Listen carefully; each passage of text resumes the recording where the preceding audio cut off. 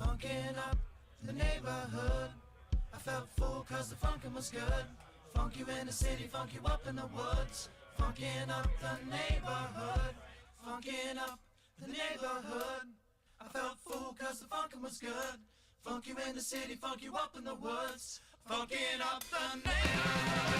Funkin' up the neighborhood. I felt full cause the funkin' was good. Funk you in the city, funk you up in the woods. Funkin' up the neighborhood. Funkin' up the neighborhood. I felt full cause the funkin' was good. Funk you in the city, funk you up in the woods. Funkin' up the neighborhood.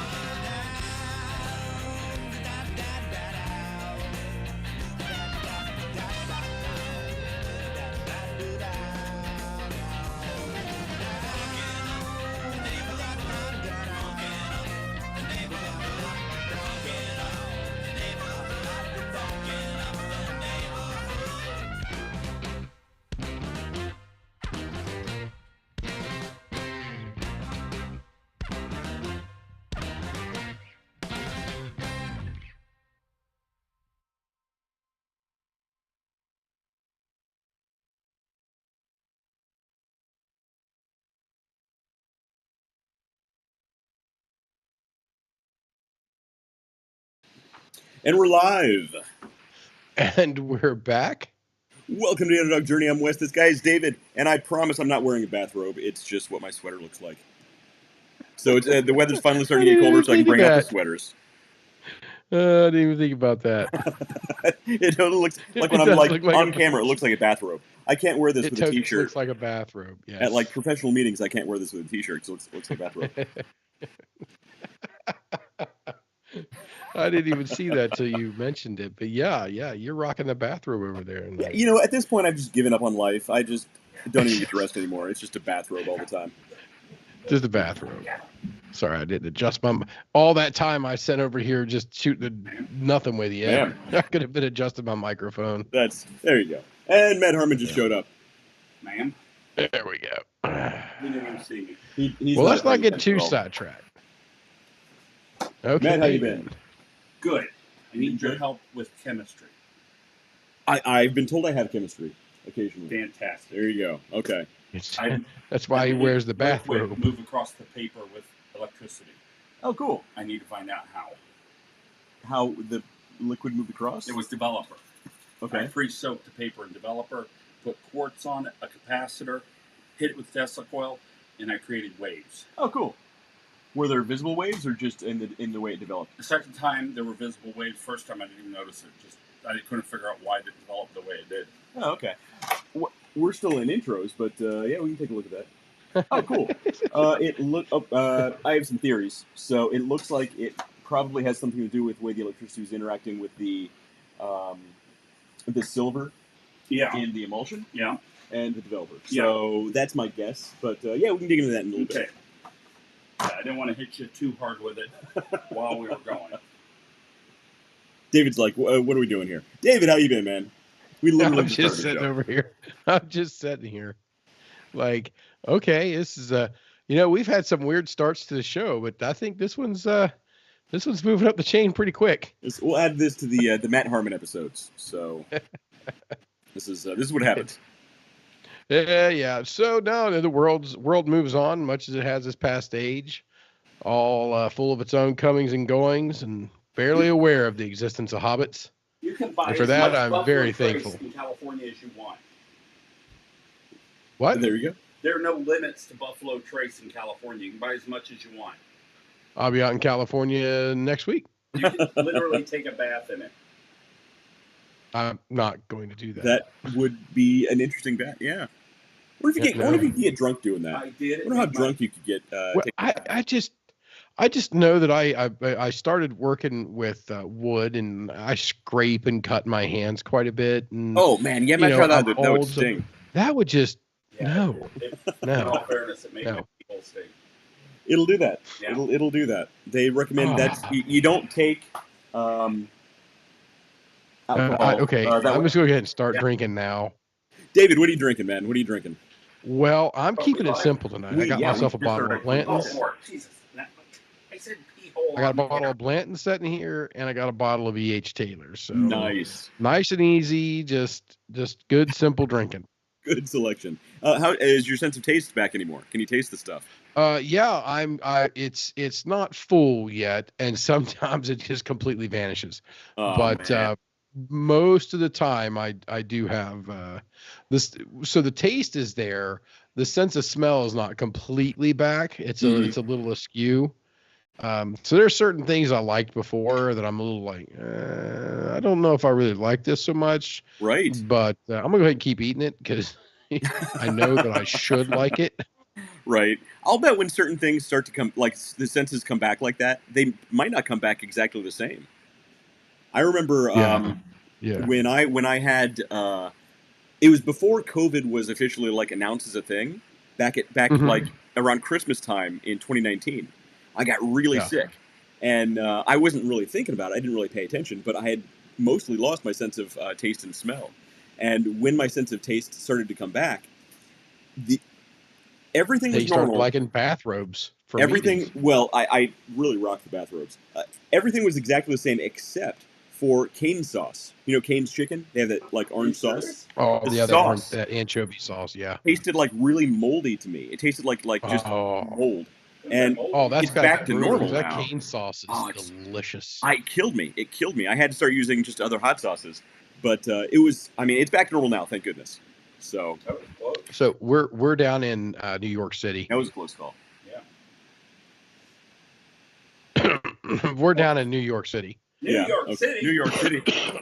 There you go. Okay, I was waiting on you. You always do it, so I gotta pause for It's your it's a reaction. whole thing. Yeah, it's a pace pecani thing, but we're down there and we're sitting at the hotel and we're looking out, and right outside that room, we can see it. It's right there. Is the ball that drops at New Year's, and the wife is sending the pictures to the kids, and they're like, "All right, cool, yeah." They don't. Yeah. I walk up, I look down, I take a picture and send it to both of them, and it's a picture of there's a Cane's there. And both of them were like, "Yes, bring back Cane's, bring back Cane's." Bring back Cane's from Manhattan. Yeah. No, we did not do that. That's funny. We did not do that, and we don't have one up here, so Kids are weird. it Kids is are a weird. sad day. Matt, what are you Yeah. drinking back there? Jameson's. Jameson. You can't go wrong with Irish whiskey. You Good really stuff. cannot go wrong with Irish whiskey. It's nice, basic, See, go-to. yeah, I'm not.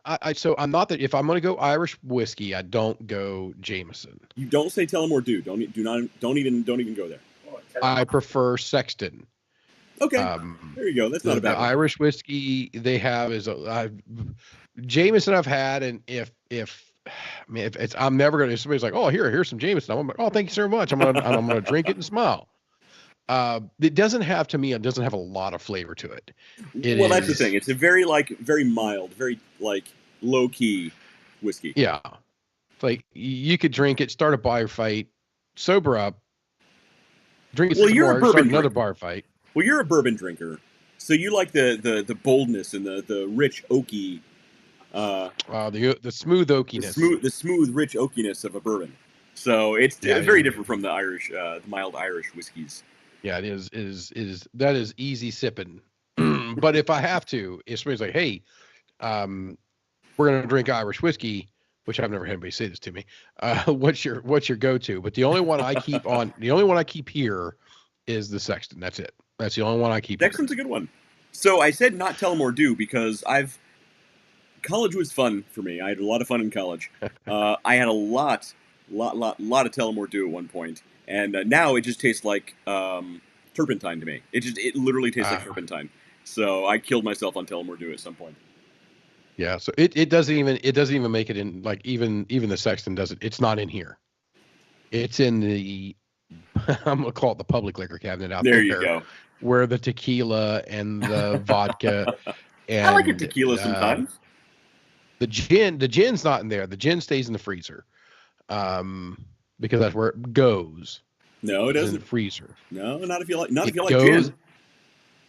Not if you like gin. Ooh, you like gin? It needs to be served as absolute cold as possible. No, what? No, what? for You Mar- should know better, Look David. up. You should know Duke's better. Martinis. Look up Duke's Martinis. Duke's Martinis. absolutely as cold as possible. Anybody who likes the flavor of something they're drinking, don't get it ice cold. David, you know this. You lectured a waitress for bringing you a beer that was too cold. I did not lecture her. I educated. You lectured the poor girl. I did not. Maybe a little. But no, so the idea is on the gin, because, I mean, it warms up very quickly. It's not a heavy density like a beer is. Right. So at the front of the tongue, you're going to get for the way that I drink it is the Duke's Martini with the orange zest, and it's basically the I'm gonna call it vermouth is rinsed around the glass, and there's really nothing. What do you call that? What do you call that when you give a rinse around the glass there? What do you call that? I'm not. I think you're trying to get me to say rimming, but I don't think that's what it is. I don't know. It's just, I think it's actually called a rinse, a vermouth rinse of the glass, and then basically the entire thing is just a glass of gin with orange peel splashed across the top and stirred. And it better not be ice cold gin. So here's the best way to drink gin: it's not in a martini. Martini is a great way to. Martini is a great mixed drink. I like martinis. A martini is a great mixed drink. It's a great way to spruce up a subpar gin. For good gin, what you want to do is mix it about 2 parts gin to 1 part seltzer water. Seltzer water, because that sort of carbonation is going to bring out some of the juniper and the more floral parts of your gin, and then you're actually going to taste more of your gin versus losing it in all the other mixers. So what's your go-to gin? So if I have to go to a second, it's my second place is Hendrick's. What's your go-to? I'd say Hendrick's as well. It's a great good go-to gin. By the way, Craig Walter says gin with some agave syrup and LaCroix. Yeah, look, that's a tasty drink, man. I would drink that every day. I might. You know what's not a good drink? I think there's an X in LaCroix somewhere, but I mean, yeah, I Craig, don't care. You're like a normal. You're like a man, normal so I'm not going that to. Doesn't know how to spell that, so yeah, I'm proud of you. We're not going to hold that against you. We actually give you credit for not knowing how to properly spell LaCroix. Is a bad drink. Yes. Matt's not allowed to talk anymore. He said Blanton's a bad drink. Oh, I'm drinking Blanton's right now. It's so bad. It tastes like Chernobyl. Actually, David stuck up for you not too long ago. He stuck up for you saying that. He's like, because I forget what we were talking about, but it was how some people have like preferences on different drinks, which is fine. Everybody does. Right. And you weren't around, so he actually said this. You weren't even there. He said it's kind of like how Matt doesn't like Blanton's. That is a true fact. I disagreed with him. I said, don't listen to anything Matt says. He's insane. Well, yeah, clinically, I still don't like the Blanton's. It tastes like Chernobyl runoff is what you say. It's hard to get my head around. And that's the problem with it. I can't comprehend the flavor, and so my brain just rejects it. Like deliciousness is the flavor. Is that deliciousness? I happen to agree. It's a deliciousness, but I'm not a fan of. I'm trying to think of something I'm not a fan of. I'm pretty fat, so I eat a lot of things. So, let's say olives. Olives are Satan's. Olives are Satan's testicles. I can't. Oh, I love there's olives. Nothing good about it. That explains it. There's nothing good about an olive. Nikki likes the olives, but Kirsten not loves necessarily. Olives. She'll sit there and eat a whole jar of olives. They're terrible. Yeah, my wife. So yeah, it's a lady thing. I think they're awful. And I like olives. So Hendrick's, like we were talking, Hendrick's is my number 2. Yeah, and it's I don't freeze that. That's one I'll drink. Like there you go. To me, it's a weird drink that when I drink it, it was like, really? I'm like, give it a try. Mm-hmm. It's gin and ginger ale. Yeah, and Watershed has a good gin. If you come to Columbus, get some Watershed gin. Is that the one? Is High Banks? High Banks has a good one. Yeah, High Banks has a good gin. Mm-hmm. But my go-to is number 3. That's the official gin for the martini from Duke's Martini, and I keep a bottle of it literally in the freezer. There you go. Okay, look, if that's how they recommend drinking it, that's fine. I put the vermouth in there to begin with, but I found out that vermouth will freeze. Oh, funny! I'd never even tried. It no longer stays in there. Hilarious. It no longer stays in there. So you should refrigerate. The idea is that drink is very cold on purpose, so that you don't taste it right away, and then Like Budweiser. as it warms up, and then as it warms up, all of these flavors at each of the temperatures, as it starts to, that temperature barrier starts to break down, each of these flavors start developing, and you can get, a lot of different flavors out of it, which I love now. Yeah, Devin Ross, by the way, says haven't gin done- and tonic. So yeah, we just Gin mentioned and that, tonic. Devin. I picture. By the way, I welcome back to picture, the show, Devin. It's been a while. Ross. Yeah, welcome back. Well, he's a fan of watching over on YouTube. So when we had some issues with the technology, it Yeah. cut us off from. We're back. We're back. So we went technology. kind of off the rails on my drinking, which was just two things. What are you drinking over tonight, Wes? So I'm only drinking one thing at this point. It is the Noctera Foliage Finder. It's their pumpkin spice ale. So I'm still doing the pumpkin thing for now because it's delicious. It's not for everybody, but it's delicious. There we go. It is. Although In fact, it is. I can't say that I don't like pumpkin spiced or whatever beer. I just don't know what it tastes like because it happens to coincide with Oktoberfest. So you never have the opportunity. Pumpkin beer. Yeah, I just don't have the opportunity. There's just better beer to drink. I mean, look, I'll save you a couple of my favorites. I don't drink lager beer during Oktoberfest. I drink Oktoberfest and Hefeweizen. That's it. I'll save you a couple of my favorite pumpkin beers. We'll see what you think. But it does actually go along really well if your dogs can't have beer, but they can have pumpkin spice brew bones from Underdog Plus. So go to underdogplus.com, pick up your dog treats. I don't have any for you, Matt. Oh, damn it. But we had the pumpkin spice. I was just baking some fresh today, so hopefully my house Sure smells delicious. Yeah, Did it smell smells pumpkin delicious, upstairs? and I don't have any. Yeah, sorry about that. How am I even going to endorse the product if I can't try it? Look, it's a good problem to have right now. I can endorse. I have a couple partners right now who are selling these things for me, and Well, you got partners? I do.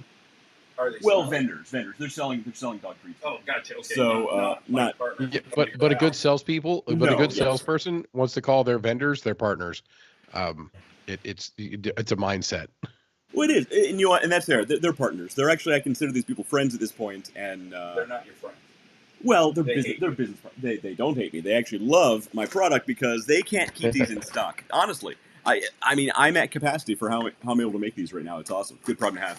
So go to underdogplus.com. 20% of all profits go to local pet rescues. Oh, Who else can say that? God, that's horrible. Who else can say that? You know what, Little Red Hen? 100% of the profit's going to go in my pocket. That's my new policy.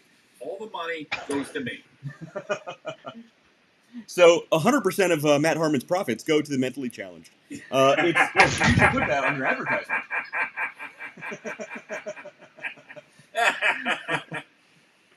Go to victims of TBI.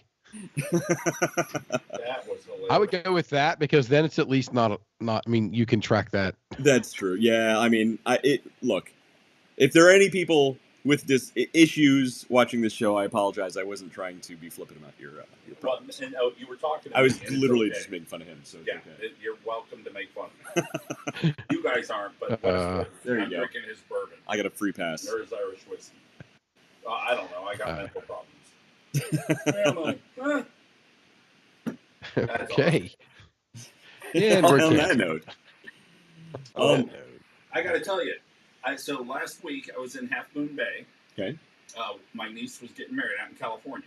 Half Moon Bay is south of San Francisco. So it's she just graduated college, and so did her now husband. And all of his friends, all college graduates, and these are some Berkeley graduates, a bunch of different colleges, but they're all together. So my brother and I, tree hugging hippies. Vanilla Ice comes on, and my brother and I we have a whole choreographed routine we do with Vanilla Ice, Ice Baby. Sure, and like so you do.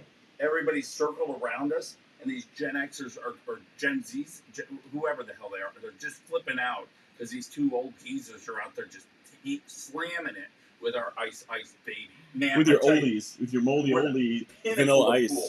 Literally the pinnacle of cool. I'm sure. I'm going to give Matt the vote of the pinnacle of cool on that because that's pretty badass. That is pretty. Look, pretty badass. I have never broken out to Vanilla Ice, so I'll give it to you. We know the words by heart because we memorize them, which is how you memorize something. I mean, you were in that generation, so it works. I get it. Yeah. So, all right, stop, collaborate, and listen. You know what I'm saying? You know what? If Kirsten were down here with you, if my current wife were down here with us, she would have broken out into the full ear with you. Man, we busted out. Yeah. Busted out. You got to do the thing. Whatever, man. I'm struggling over here not One to, of these. not to just join in with him. Yeah. It's just second nature. David, I would love to see you just bust out into a dance routine to Vanilla Ice sometime. That'd be hilarious. Awesome. Yeah, no. No. That ain't happening. So Alrighty. Metallica added stops to its tour. Yeah. And they got to stop here in Syracuse. They got to stop in Columbus. They got to stop in Toronto. Mm-hmm. So I need to get tickets for 3. I've got tickets for 1 already. I got 2 more to pick up. And I'm going over here with a buddy, and he's like, "Man, we need to get in the building. We can worry about maybe upgrading tickets later." I'm like, "Dude, I don't care where I am. I've been to Metallica where I'm on the floor. Yeah. I've been to Metallica where I'm on the floor holding the rail. So I'm good. Get me in the building." I said, "I'm just gonna be playing air guitar, so I don't care." Right. That's all you're doing. That's hilarious. So dance routine, no, but I can air guitar to Metallica like nobody's business. I can see. Yeah. Metallica was going to go a cappella. Acapella Metallica. Yeah. Like no instruments, just Yeah, 2 nights in Columbus. Craig got it. He's 2 nights in Columbus, 2 different sets. So Craig, does call that it mean no you're going to repeat. Metallica? Is that what's The happening? whole M72 tour that they're doing, the vast majority of them are 2 nights, and it is a no repeat weekend. So they play on Friday night and they play on Sunday night. And if you hear a song on Friday night, you're not going to hear it on Sunday night. That's amazing. So are you going both nights, David? Are you planning on going both nights? In Columbus, I'll do both nights. Toronto, I'll probably only pick 1 night, and they're only playing 1 night in Syracuse. Well, you know what Toronto means also? Cuban cigars. Shh, I know. I mean perfectly not anything that you'd have to smuggle back in the United States. I know Justin Trudeau watches the show, so Justin, I apologize. Oh, I don't give a shit about that guy. Don't stand at the board. Yeah, no, don't get in my way getting out of that country with delicious cigars. Actually, I found the number. Good guy, JT. I found the number in my phone. I was drinking one night, imagine that, and I was at a place down in Manhattan, and I ran across a tobacco grower in Canada. Wait, hang on, what? Yeah, so That's I got his awesome. number, and I was just scrolling through my contacts the other day, and I have like. Why is this guy on our show? We talk business. So I talk the business of growing tobacco. Yeah. So I'm trying. I don't want to talk to him about business. I want to talk to him about sending me some freaking tobacco to roll. That too. How about this? You arrange something. We'll go to his farm, his growery. I don't know what you'd even call it. Yeah. And we'll talk to him there. Americans can't. What's crazy is they've legalized the marijuana up there as well. And we were talking, a group of us down there, and he's like, it's not worth it. The taxes and all the stuff, and there's so many people doing it. It's just not worth getting into. So I think he said his is tobacco and either lettuce or cabbage, one of the two, something along those lines. I was like, damn, you just do not think of those two going together, but they share some space apparently, and it works. Devin Ross says, "Wouldn't Canada be a terrible place to grow tobacco?" So Not necessarily. Well, certain strains of tobacco are actually going to grow better in different regions. So we can actually grow certain types of tobacco pretty good here in Columbus or Central Ohio at different times of the year. You get the most tobacco grown sort of a little further south, Virginia, the Carolinas, places like that, because they have a longer growing season. But most of those farms are actually owned by or have exclusive deals with Philip Morris and giant companies like that. You're not getting really good is it Philip Morris now? tobacco. Is Philip Morris even still around? I don't even know. I'm sure they are in some aspect. Well, but they're not what they used to be. They divested. They have a lot of other products now too. Yeah. Well, like food, like craft. That's what I'm saying. So those companies are still around. They've just diversified to seem more legitimate. Diversified the portfolio. So they've taken this one ultra processed, chemical filled, addictive substance, and they decided, hey, what else can we make ultra processed, chemical filled, and make it even more addictive? What else can we do? And then sell it to kids, since you can't do that with tobacco. But that's a different political issue altogether. We don't talk politics. But Philip Yeah, Morris. You can I tell. We You don't love can you. sure as hell tell he wants to, though. We don't, but he does. He wants to. Hey, Matt has a comment. Yeah, well, question. What is that, a nipple correction cup? Matt doesn't have a comment. I don't know. Why are you looking at nipple correction Well, cups? I was looking at rings on Amazon, and then this popped up. Nipple rings? And no, a nipple correction cup. I don't know why it popped up, and I have literally no idea what it is. I don't. You know what? Well, I'm going to go with this answer. Read the description. Oh, Not out loud. Sorry about that.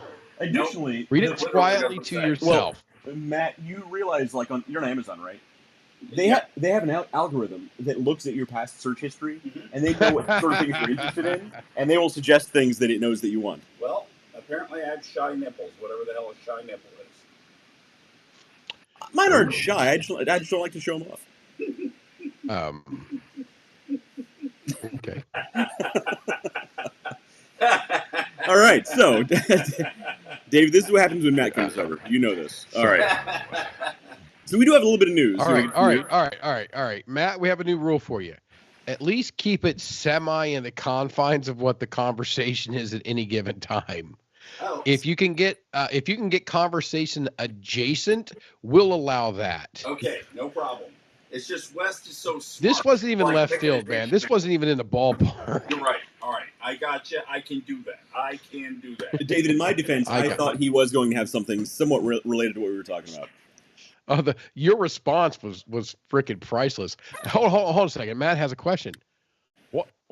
Whatever the hell he's looking at, and then you turn around. Matt doesn't have a question.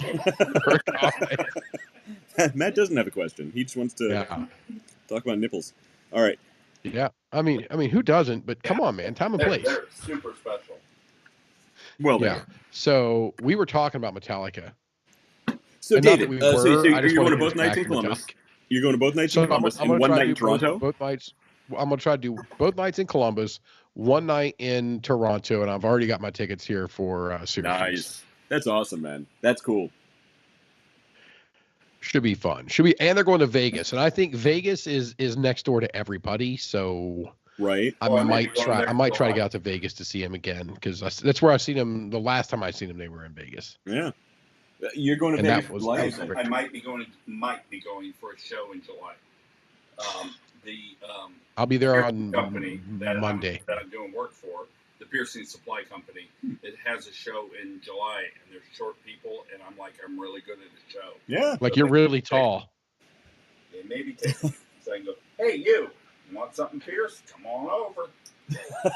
Yeah, Matt is the piercing salesman now. All right, look, you're a natural salesman. I mean, there are a few people I've ever known who are as good at sales as you. I'm actually just a photographer at this point, but if they got a show, I'll sell the hell out of that stuff. There you go, man. Hell yeah. Sell the hell out of piercings. Pierced for the show, I'll tell you that right now. Well, I mean, look, would you want to get a tattoo from somebody who doesn't have any tattoos, Matt? I would just. I'm just saying.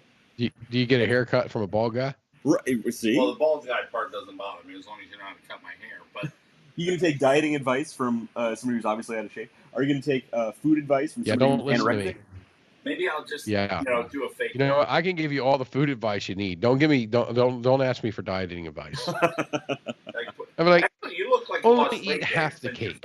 David looks good. He's been. I think he's been smaller, which is hard for him to do. You've lost a lot of weight in the head area, apparently. Thanks. You're welcome, buddy. I wish I could drop some weight off my freaking noggin. Thing's huge. It's because you're an old guy. I literally can barely hold it up now. It is gigantic. It's like elephantitis of the head. Yeah. There's something going on there. Yeah, I'm not an animal. I'm a human being. We should have that looked at. All right. And all right. we're back. And we're back. It's a weird show. All right, so we do have a little bit of news. You can get some news. Let's hear some It's news. not political. And man, it's getting, I told you, between now and January 6th, it is going to be impossible to find news that's not political. So we have a little bit that's not totally political. So let's get to it. Let's see what we got. What do we got? What's on deck for tonight? Hang on, I got to get the screen ready. I wasn't even ready when I brought that up. All righty. And all right, so human genome stored inside a near indestructible 5D crystal that could survive to the end of the universe. I don't care about the content that they put on this crystal. I think it's cool they have a substance, a material that can last literally to the end of the universe. So here, I'm gonna need some. Again, this is another one of those. What was it? The infinite batteries and all the things. Do you know what the end of the universe is? That is the breakdown of. That is the death of proton, or not proton. Yeah, the death of protons, when protons and electrons which is what makes it even more impressive. Apparently, this thing can survive the right. So apparently, this thing can survive the heat death of the universe. So this thing is made of something other than atoms. Okay. Exactly. So for the first time, scientists have stored a copy of the human's genetic blueprint inside a near indestructible 5D crystal. Which, look, if it's 5D, that goes beyond space-time, so obviously it's indestructible. A new data storage format. 5D? A new data storage format that could keep the valuable information safe for billions of years, or even potentially to the end of time, David. End of time. The researchers believe the DNA time capsule. This is what those little in Doctor Who, the little what was it? With the little things that killed everybody from the end of time. They were basically the trochlophane. The trochlophane. That's it. Yeah. Trochlophane. Yeah. This is what. It's funny that I knew exactly what you're talking about. You want trochlophane? This is how you get trochlophane. Well, here's the cool part though. So the researchers believe that the DNA time capsule could be used to revive our species long after they've gone extinct. Well, we can revive it. Well, obviously, somebody at the end of the universe, Matt. Come on, duh. Did I not just explain the Doctor Who paradox machine just 30 seconds ago? That's the only use for something along this line. Need to watch that show. Not anymore. You don't. I'll just explain in why case later. God forgot how he did this. Shit. Where did I put that recipe? I lost my little 5D coin. The coin-sized crystal developed by researchers at University of Southampton, England, is made of a synthetic material that mimics the properties of fused quartz, a glass made of almost pure silica, which is one of the most thermally and chemically stable materials ever discovered. The team first pioneered the crystal in 2014 and is remained the most durable data storage material on the planet. Now, wait a minute. If this... Well, here's the thing. So look, I'm struggling here because fused quartz is highly sought after for processor making. Well, that's exactly making processors. So what you made was a way to make processors, and you're like, oh, let me use this for they created a substrate. Yeah, a substrate for microprocessors. That's how they're going to license it out anyway. Most data storage formats in use today degrade over time, but researchers predict that the crystals could remain stable at room temperature. That's the key. At room temperature for 300 quintillion years. Yeah, but what about when the sun goes supernova and then the subsequent black hole? Yeah, well, there's a lot of problems. Banks are worried about backing up the data at that point. Well, also, you apparently are wanting some weird alien things to reproduce us. Well, also, like, can you imagine you made this thing that's supposed to last to the end of the universe, and the scientist accidentally drops it, and it just shatters on the floor? Oh, that'd be awesome. Whoops. So anyway, whoopsie. I just thought housing would matter. So a lot of people don't know this, but a lot of data centers still use data tapes. Yeah, they do. Yeah, a lot of them they still use data tapes because it's a more stable long-term storage medium. And we can get some of them because the even hard disk drives, like the spinning hard disk drives, last longer than the. I'm not sure if it's at the current. I don't know if the current's actually caught up. The current version of solid state drives. The solid state drives are technically more stable because with the traditional disk drives, you get something called bit rot over time because of the magnetic nature of the drive itself. Yeah.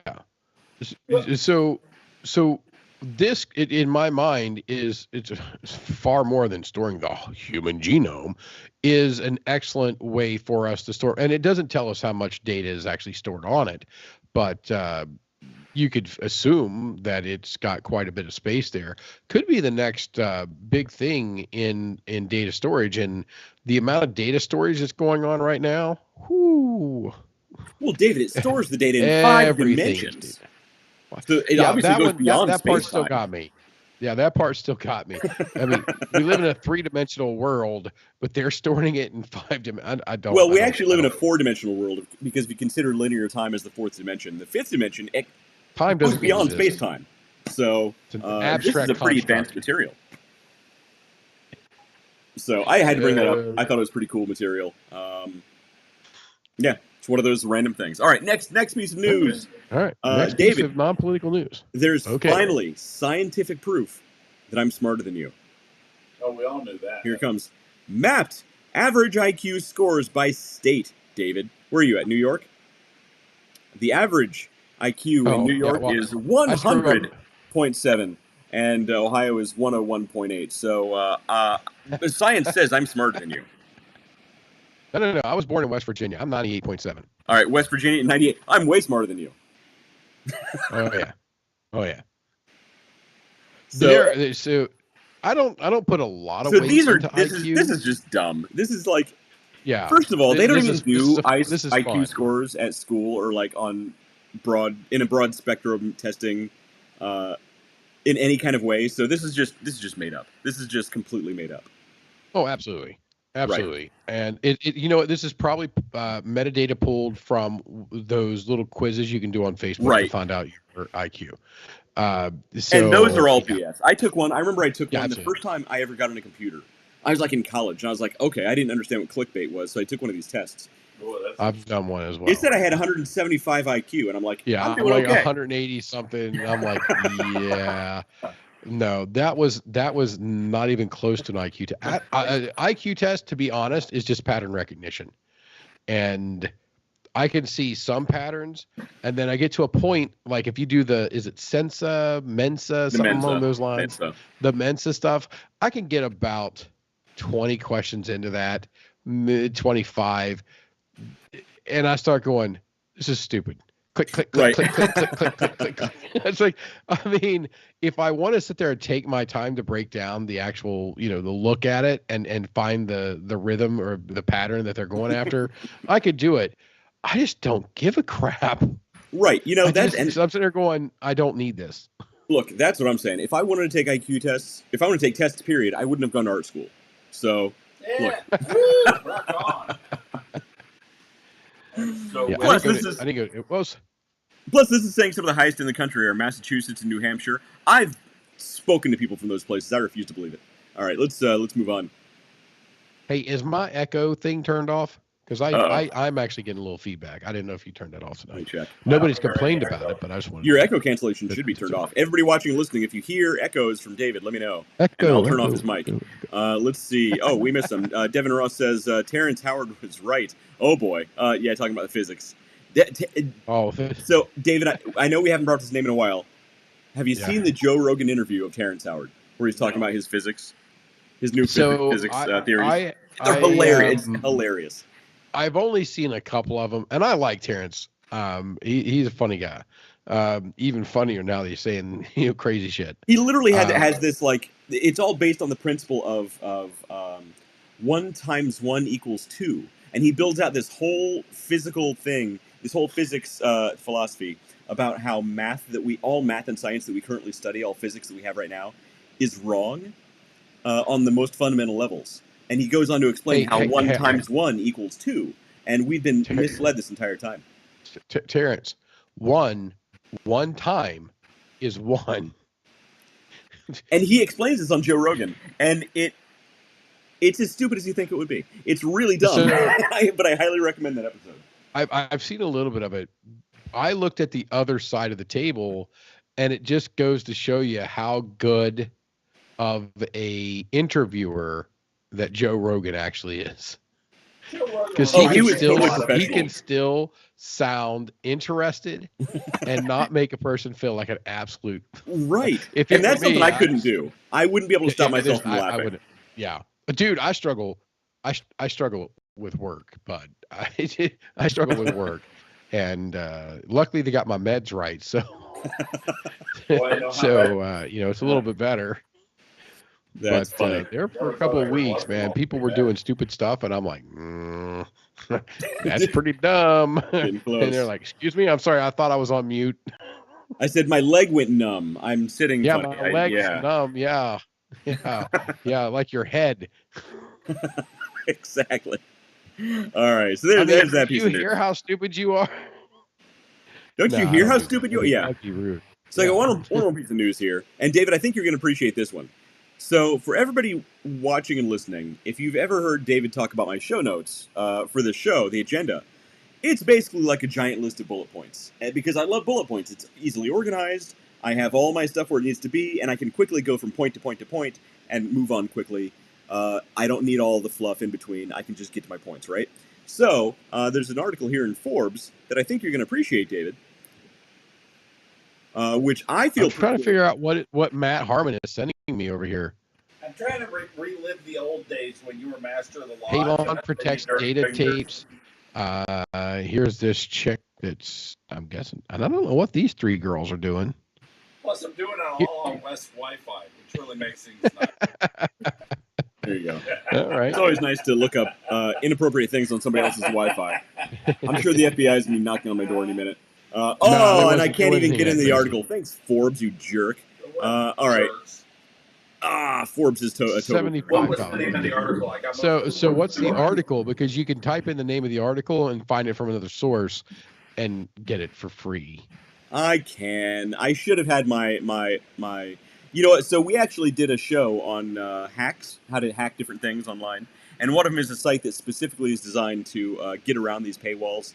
So the article, and next time I'll have that engaged. The article is actually why bullet points should be banned from presentations and what to use instead. So I felt personally attacked, so I had to bring that up because I thought you'd like it. That's And, good. So Forbes just decided to kick me in the balls live on the air. Thanks, Forbes. Oh, I gave it a thumbs up. We may freeze my camera. I don't know.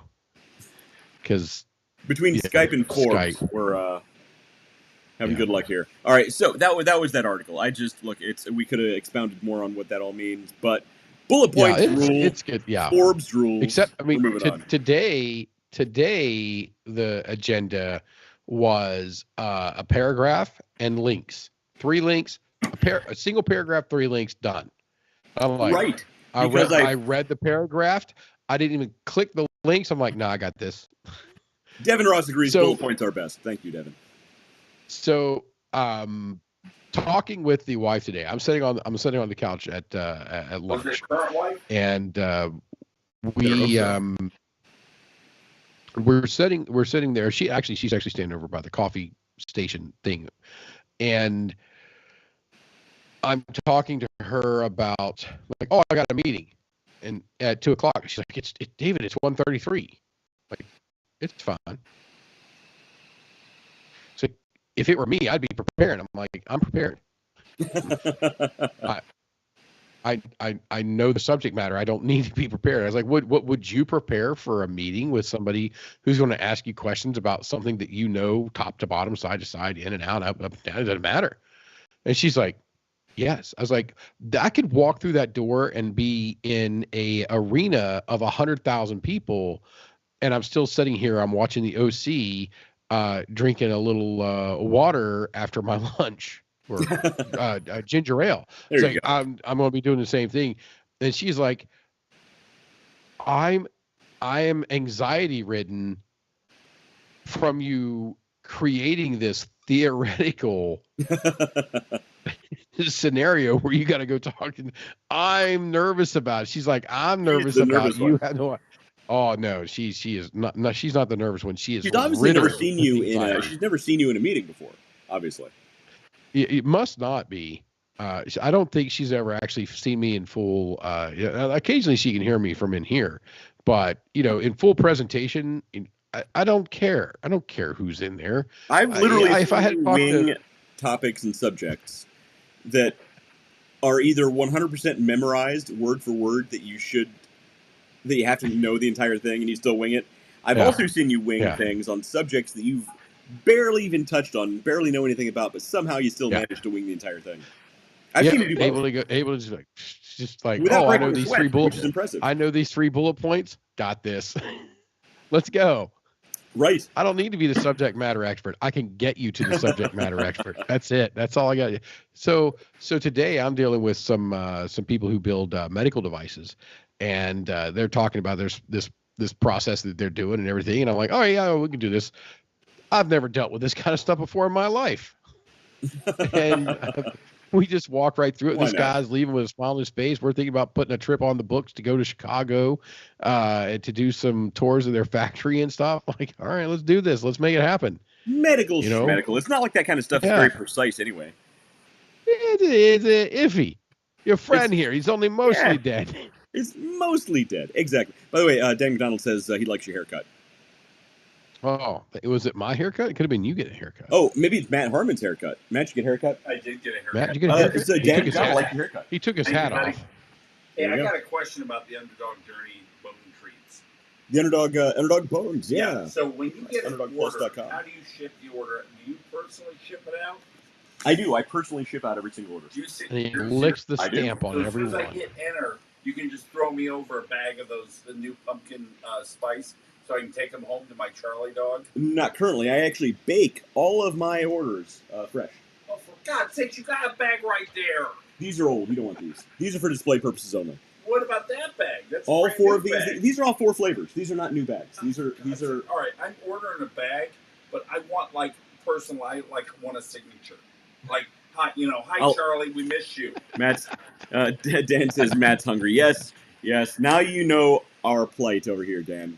It's crazy because Matt will actually take the dog treats, dip them in the Irish whiskey. He does. He and dips eat the them dog up. treats in the I bourbon. love your dog treats, and once I get drunk, I'm like, give me some fucking dog He was- treats and quit flapping your gums. I'm guessing you're gonna go for the apple crunch. No, I just got the pumpkin spice. Dude. Pumpkin spice. Pumpkin spice. Oh, pumpkin spice, huh? So if I had to say, Look, I'm going you to didn't order order. something for Yeah, I me to just eat, did. I'm Okay. ordering the apple I've crunch. always actually wanted to order a bag. You literally just ordered. Yeah, I Okay. always wanted to do that. I always wanted to try that. I'll deliver them to your house. For you. That's so freaking awesome. I will hand deliver them. I will All right, hand sorry, David, deliver go them to you. But seriously, He will that's give you how a great handy. dog treats are. Like, I They love are. them, but Charlie loses his freaking mind. He's getting cataracts now, but he can smell them. I mean, he can still see. I mean, somewhat, but he gets so fucking excited over these treats. Yeah, well, that's the thing. That's the reason. Look, I'm not even talking these things up. That's one of the reasons dogs actually love these is because they're basically cookies without the sugar. Yeah. So dogs think they're getting human food. And- That's why they Oh, love them. yeah. And I know you Well, cannot they endorse these. so the But new they're puppy good. dog Yeah. hasn't. Thank you. The new puppy dog hasn't had them yet. Oh boy. Yeah, how's the puppy doing, Dave? Yeah. So Dan says he has to order some more. He's got a new puppy. He got a 14. Yeah, he's got a new. Oh wow. That's a new pitty you got, right? I think New he's got a pit? new pit bull. That's awesome. Yeah. Dan, congratulations. That's so cool, man. I don't think I knew that. Maybe you told me once, but that's so cool. I don't think I Yeah. knew that. All right. Yeah. so I talking follow about him this, on. though, I follow like him on the Book of Underdog Faces. Journey. So If you want to. Okay, so I have a question about this. Okay. And it's about marketing. Okay. I honestly think my approach of being satirical and saying all the money goes to me Okay. would actually get some traction nowadays because I think people are so sick of every company doing charity. Like, A lot of it does seem pretty. Yeah. Yes, a lot of it does seem pretty. Derived. So- it's kind of old news at this point to say, oh, 10% of my profits there go here and is. there. Right. yeah. But So like, so there is a way to spin that, Matt. It's not a terrible idea. There is a marketing campaign you could put behind that about being a small, self-employed small business that it goes to your pocket. 100% of the proceeds go to my pocket. That's my income. There's a way to actually utilize that, Yeah, you spin could- that, You and could easily say, you something- yeah, fight the man, as it were. yeah. And Yeah, say that's support an local business, excellent support stance small to be business. under. yeah. People love support small business, support local business, stuff Right. like that. People love that. And again, that goes on to the hero's journey, Yeah, like I learned about, yeah. which I'm still struggling with, but I'm starting to see examples of it now that actually are very successful. Right, and especially like when you live in some place that's very proud of who they are, Yeah. like Ohio. Ohio born, Ohio raised. All money stays local, Central Ohio. In my People eat pocket. that stuff up, man. Yeah, all that money goes in my pocket. I'm going to buy McDonald's foam containers, throw them out the window. Right. Don't buy McDonald's. You got to go and spend your money. And what you do is you don't spend buy your money McDonald's. and you yeah, point local out foam container. another local business. Find a Right. local business. Yeah. No, find some. There's a billion. That's hyperbole. Central Ohio businesses you can go with. Yeah, that make foam What's containers that? throw out the window. Hella's over in Shawnee Hills. I mean, that's something there. Oh, man, Mozart's down on High Street. Man, if you guys haven't had desserts from Mozart's, Jesus, Mary Oh and my Joseph. God, Oh. so good. Mhm. Craig says Matt's satire is like people asking for money and being honest about wanting booze. Yeah, he comes over and Yeah. drinks all of my booze. Yeah, I want Craig. money to buy more booze. Need booze money. Yeah, Yeah. Write it on the He's cardboard saying sign. like the people with the Picture yourself holding a signs cardboard sign. Want booze that money. Need booze say money. not hungry, want whiskey. But I'm really Will starting work to for see, booze money. like when you're doing social Yeah. media, nobody gives a crap about the art you're producing. They want to see you producing it. They do. Want to, yeah, it's amazing. They want to see the journey. Well, here's what you can do. You remember that YouTube channel you never Gee, started? it's almost Fly like Me on we the Moon? figured that Yeah, out. Fly me over the moon. Start a YouTube channel about your photography journey. Start a YouTube channel about you Fuck finding that. clients and doing the work and learning the work Making and French developing. fries. Actually make videos, produce videos of you in the dark room. It's so Making super hard stuff. to do that in the dark room, but I'll try. It is super It's hard. actually a good idea. It's a very good idea because I had it. Well, So. and you're good at this. I gotta West, say, you got Thank you, ginger- congratulations, my friend. That is I love ginger absolutely something that David would have said. That's good stuff. So hey, David. By the way, Matt's drinking one of your ginger beers. So David keeps leaving these. Oh, that's good. Ginger beers. Oh, He comes into town Oh, and he that's so buys good. them and then leaves them. The Bundabergs. Yeah, the Bundaberg. So Walmart up the road used to carry them, and I bought every time I go in there, I buy what they have. Yeah. If they've got 2 cases, I buy the 2, and they only come in packs of 4, so it's 8. And that's all they ever have at maximum. That's it. And the other day, I'm like, hey, where did these go? And you can't ask a Walmart. Yeah, You no, can't they don't ask know. a Walmart. They don't know and they employee. don't care. Oh. They don't have a clue. But I keep walking by that aisle. God bless them. It's if you go to Walmart looking for them, it's Bundaberg, ginger beer, and go into the mixer aisle where they've got like the simple syrups and things like that, right next to some liquor. There you go. And that stuff is Bundaberg. absolutely delicious. It's funny. I've had a couple of these in my studio here, and I haven't had one yet because I thought you'd come to town and you'd want it back. So I'm just going to give it to Matt. Actually, it says Bendabag. Yeah. Because it's Australian. Bundaberg. Shrimp on the bag. Oh, it's Bundaberg. Australian. It's not even German, David. It's It's Australian. Bundaberg Gotta get a because kangaroo it's on it. Australian. Oh, I don't care. Kangaroo. I don't care. It's good ginger beer. It looks good. It's got the cool bottle. So Dan says ginger is great for circulation. So yeah, there you go. You're gonna have great Oh, circulation. yeah. Crikey, I'm getting good circulation. No, don't say it like that. All right, let's. Don't say it like that. I don't like the way you say circulation. No. All right. So we do have main topics. No. Matt, Oh. Matt, one more time. Crikey, I've got good circulation. He's got good succulation. That's what he's saying back there. Circulation. No, that's And fine. that is forever transcribed on Facebook. Thanks, Yeah, Matt. pervert every time.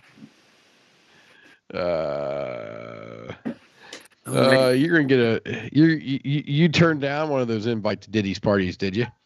Crikey, my butt. That was a lot of baby oil, man. Holy moly!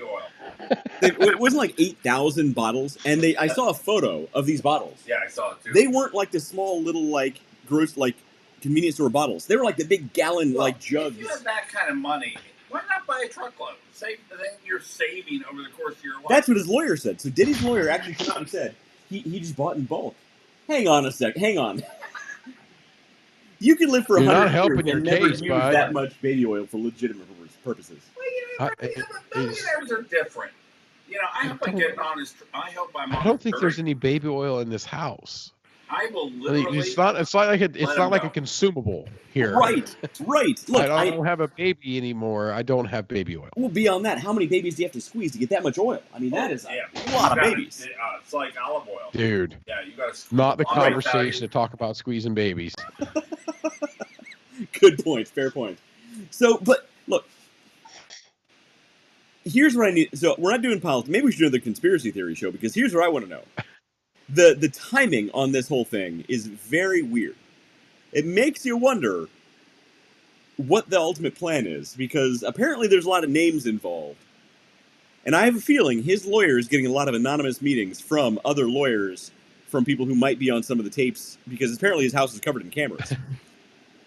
Yeah. Oh yeah, there's some crazy. There's crazy. And So some names are leaking I out have that, like, intentionally if those tapes ever stayed came away out, from it, but people keep giving me updates. I'm like, dude, I don't care. I don't want to know. my current wife keeps telling me, she's like, oh, you know, all that baby oil was filled with like GHB and I'm like, seriously? She's like, yeah, apparently if you put it in oil, it like soaks right through the skin. I'm like, first of all, how do you know this?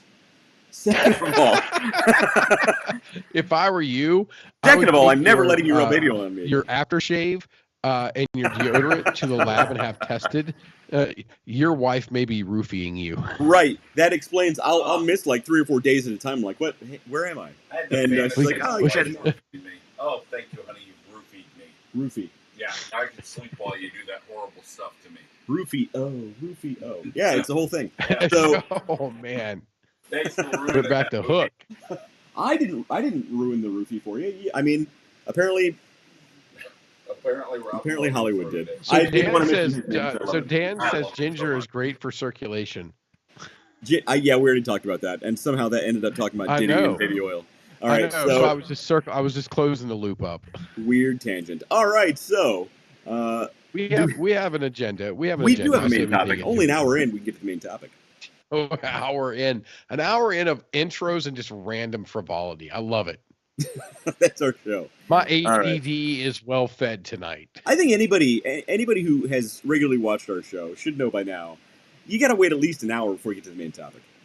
Yeah, that was a lot. and I love tonight's topic because I have a friend who is actually trying to start a business in the vending machine world. Oh, okay. And I didn't want to. I'm sitting here talking to him. I'm like, oh yeah. I'm just shaking my head, Did smoking you? my cigar, doing my thing. Because you have some and I information did about not- that because of one of our shows. From multiple sources, but he didn't use the word passive. He didn't use the word passive income. Okay, good, because it's not passive. So, yeah, it's not passive. He seemed to understand that there was work to put in, but there are returns to be had as well. Okay. I and might have that some of a it's spreadsheet that that shows the it's- opposite, but okay. Well, I mean, there's returns to be had. It didn't say there was profit to be had. I said there's returns. There are Um, returns that won't there's quite match revenue up to with be your had. investment, but yeah, there are returns. So at a certain level, you may be able to do things if you build a certain, and then about 3/4 of the way through the conversation, he's like, "Oh, one of my machines, the ladies at this XYZ place busted the glass and just took all the snacks." Right. So that's And a I'm total like, loss. Okay, so you got 100% loss on all your product. You got 100% loss on all your product. You got unrealized profits from those products. Right. You've got repairs to that machine, and now you got relocation because there ain't no way in hell You can't keep you should be the machine repairing there. that. And You have keep it there. also the movement of the machine. You Yeah. might be able to get insurance on those machines. I'm not sure, but vending machines. That'd be tough. I like the idea, Yeah, but it's after kinda doing move. the research, I'm not sure I would actually invest the money or the time. Yeah. But so the main topic is passive income, fact or fiction, again, because we've done this before. But I found some new articles. They go over some new passive income streams that maybe these are good ones. We'll see. Maybe They're these are not. actually passive and actually good. I didn't click on them. I don't know what they are. I'm calling them all three right now out the gate bullshit. So I added a one, maybe one that wasn't on the list. But yeah, let's see what's here. So Passive income that works for you is when you win the lottery, you put it in a an investment fund, and it just churns money for you. That's passive income. That passive income will work. All the other stuff, you got to work your ass off to make function and do a positive return for yourself. So, by the way, before we get started, everybody, if you actually want just show notes and none of this other random stuff, an hour's worth of just random You don't want tangents, go to torchdynamic.com and read the blog on there that has all of our show notes from all of our stuff. Torchdynamic.com, and you're going to find all the information you need. Don't do that. Just rewatch this show 15 times. And you should totally do that. So the first article we have is from Forbes. Hopefully they don't cut us off because we're not paying for it. 6 passive revenue ideas for small business owners. So let's see what this fine young cannibal has to say about. I'm curious. Before we take one step further, because I see this Capital One banner on the right hand side. Okay. And if I pay for their services, if I pay for their access, do I still have that banner? Because if I pay for something and I'm still getting ads, I'm going to lose my shit. Your audio is cutting out a little bit, but probably it's so. These are targeted ads. I don't know what. I'm guessing it's targeting me because I'm looking at an ad, article here about small business. So it's probably guessing it's going to try and sell me like a small business card. Is that Peter Dinklage? That looks like Peter, like a tall Peter Dinklage. It does look like but a now very it's showing tall Sticker Peter Mule. Dinklage. So, what's Sticker Mule? That sounds fun. Click on it. It's a place where we buy stickers. Speaking of which, Matt, I do actually have something here for you. A bottle of mule sauce. Mule sauce. So Sticker Mule is where I get all the labels for my packaging for Underdog Bones. Go to underdogplus.com. And they keep sending me their hot sauce. They also make hot sauce. David, I gave you a bottle of this stuff. Matt, I've got it in there. Well, I am so happy. I love hot sauce. I'm having chicken tacos tomorrow. And I'm eating that hot sauce. Is it good? Ginger is great for your circulation. Okay, there you go. Let me know how it is, Matt. I haven't even tried it yet. It's the last comment. It's the last comment on the screen, so I'm just going to keep repeating it until somebody else says something. All right, so let's see what this guy's 6 passive revenue ideas are. So we're going to skip over all the invite fluff. Kim Howard. She hasn't been on in a while. Kim hasn't joined the show in a while, yeah. Kim, where you at, honey? We miss you. So it talks about why passive earnings are yada, yada, yada. Let's see. Come on, get to it, buddy. All right, 6 ways to add passive revenue to your business. So I'm guessing it's already assuming you have a small business and you want to add revenue to it passively. The first one is market other people's products or services. What? So here's the first thing. Guess what? It always is. Every single time they talk about affiliate marketing. Holy moly, I hate affiliate marketing with a passion. Affiliate marketing is the least passive way to make passive income. So essentially, you have to build an audience. You need to maintain the audience. And once your audience trusts you, then you need to try and hawk somebody else's garbage to that audience who now trusts you. And since the audience is going to lose trust in you, you need to continue to make more content to get to build a larger audience to replenish those people who are leaving and no longer trust you because you keep trying to sell somebody else's crap. Affiliate marketing is the worst form of passive income ever. But everybody on social media always tries to push passive marketing. I hate do that. So if we had to guess before we started, I would have affiliate marketing would have been top. I don't know if I'd have said it was number 1, but I knew it would be on the list somewhere. I knew it was going to be on. If there's a list of 6, if there's a list of 2, affiliate marketing is one of them. Affiliate marketing is one of them. All right. Yeah. What do we got number 2? So affiliate marketing is actually, I think affiliate marketing might be number 1 on my list on Torch Dynamic. So go to torchdynamic.com for things not to do. Of things of things that people tout as being passive income that are not passive income. Number 2 here is leverage your relationships. I don't think it's talking about being a lady of the evening. Let's see what it says. Many businesses rarely refer. Oh, so it's referrals. All right. So basically referring other people to your people, referring leads to business owners that you know for referral fee. That's what this is breaking down to. Asking so for that's fee. Just another way to say it's another form of affiliate marketing. Yeah, affiliate marketing. All right, never mind. I can't get my referral fees. So number 2 is referral fees, aka an old man's version of affiliate. Old man's version of affiliate marketing. Because I still have customers that call me today and be like, hey, blah blah blah blah blah blah blah. I want to send you over this lead. Can I get a referral fee? No. Right. No. No, 1989 called. They want their business practices back. 1953 called. What the hell are you talking about, man? No, go away.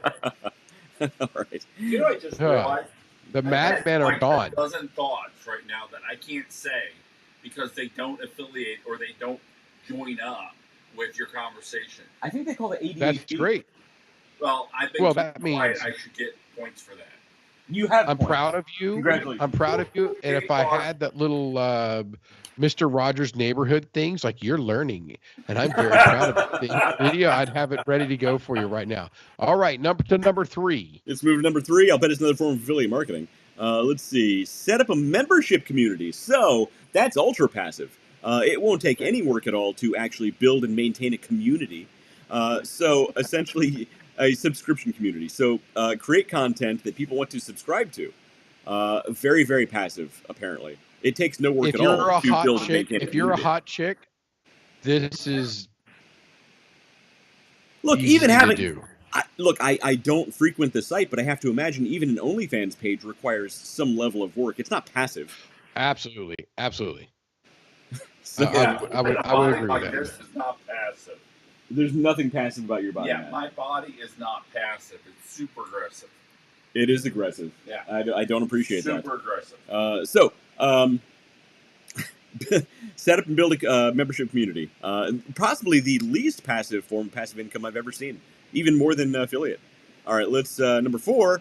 Well, we got a thing for Dan over here in the comments. Oh, hang on. Sorry, Dan. I can't see the comments when I'm here, so I gotta go back. Yeah. Really interested in it. So let's go through this list of 6, and then let's touch on Dan's comment, because I want to know more about that. I want to know more about this situation here. All right. So we were at number 3. Let's go on to number 4. Let's finish up this list, and then we'll talk about that comment. All right. Number 4 is sell advertising to your blog or email newsletter. So again, essentially building a community, building content that you can sell advertising on. Put advertising on your website. But you still have to create the content and maintain the content and build a community to take in that content. There's nothing passive about this. How is this passive? Yeah, we have yet to come across something that's passive. All of these require so most people uber amounts of work. Most people have a 40-hour a week job. A full-time job is about 40 hours. Most people consider that to be a full-time job, not passive at all. Literally everything on this list so far requires double that minimum. Yeah, you're going to be 60, 70 hours a week on this. Oh, yeah, guaranteed.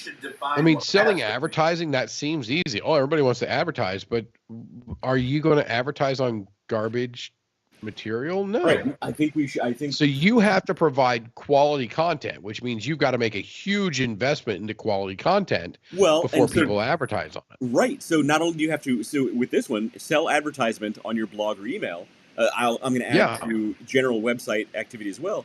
You need to not only produce great content that people want, you then need to engage people online, usually on social, to get them involved and interested in your content. So this goes back to the idea that a lot of people think, build it and they will come. Post it and they will come. That's not the case. You need to then go out and build the community who wants to come and absorb your information. People aren't just going to read your blog because you write a blog. No, you need to go on social and talk about stuff. You need to build a community who's then going to come and support your blog. There's nothing easy about it. There's no easy money, people. None. So Nicole Leffingwell, I don't know who this person is, but she says that content creation alone feels like a full-time job. It is. Oh, it's more than a full-time job.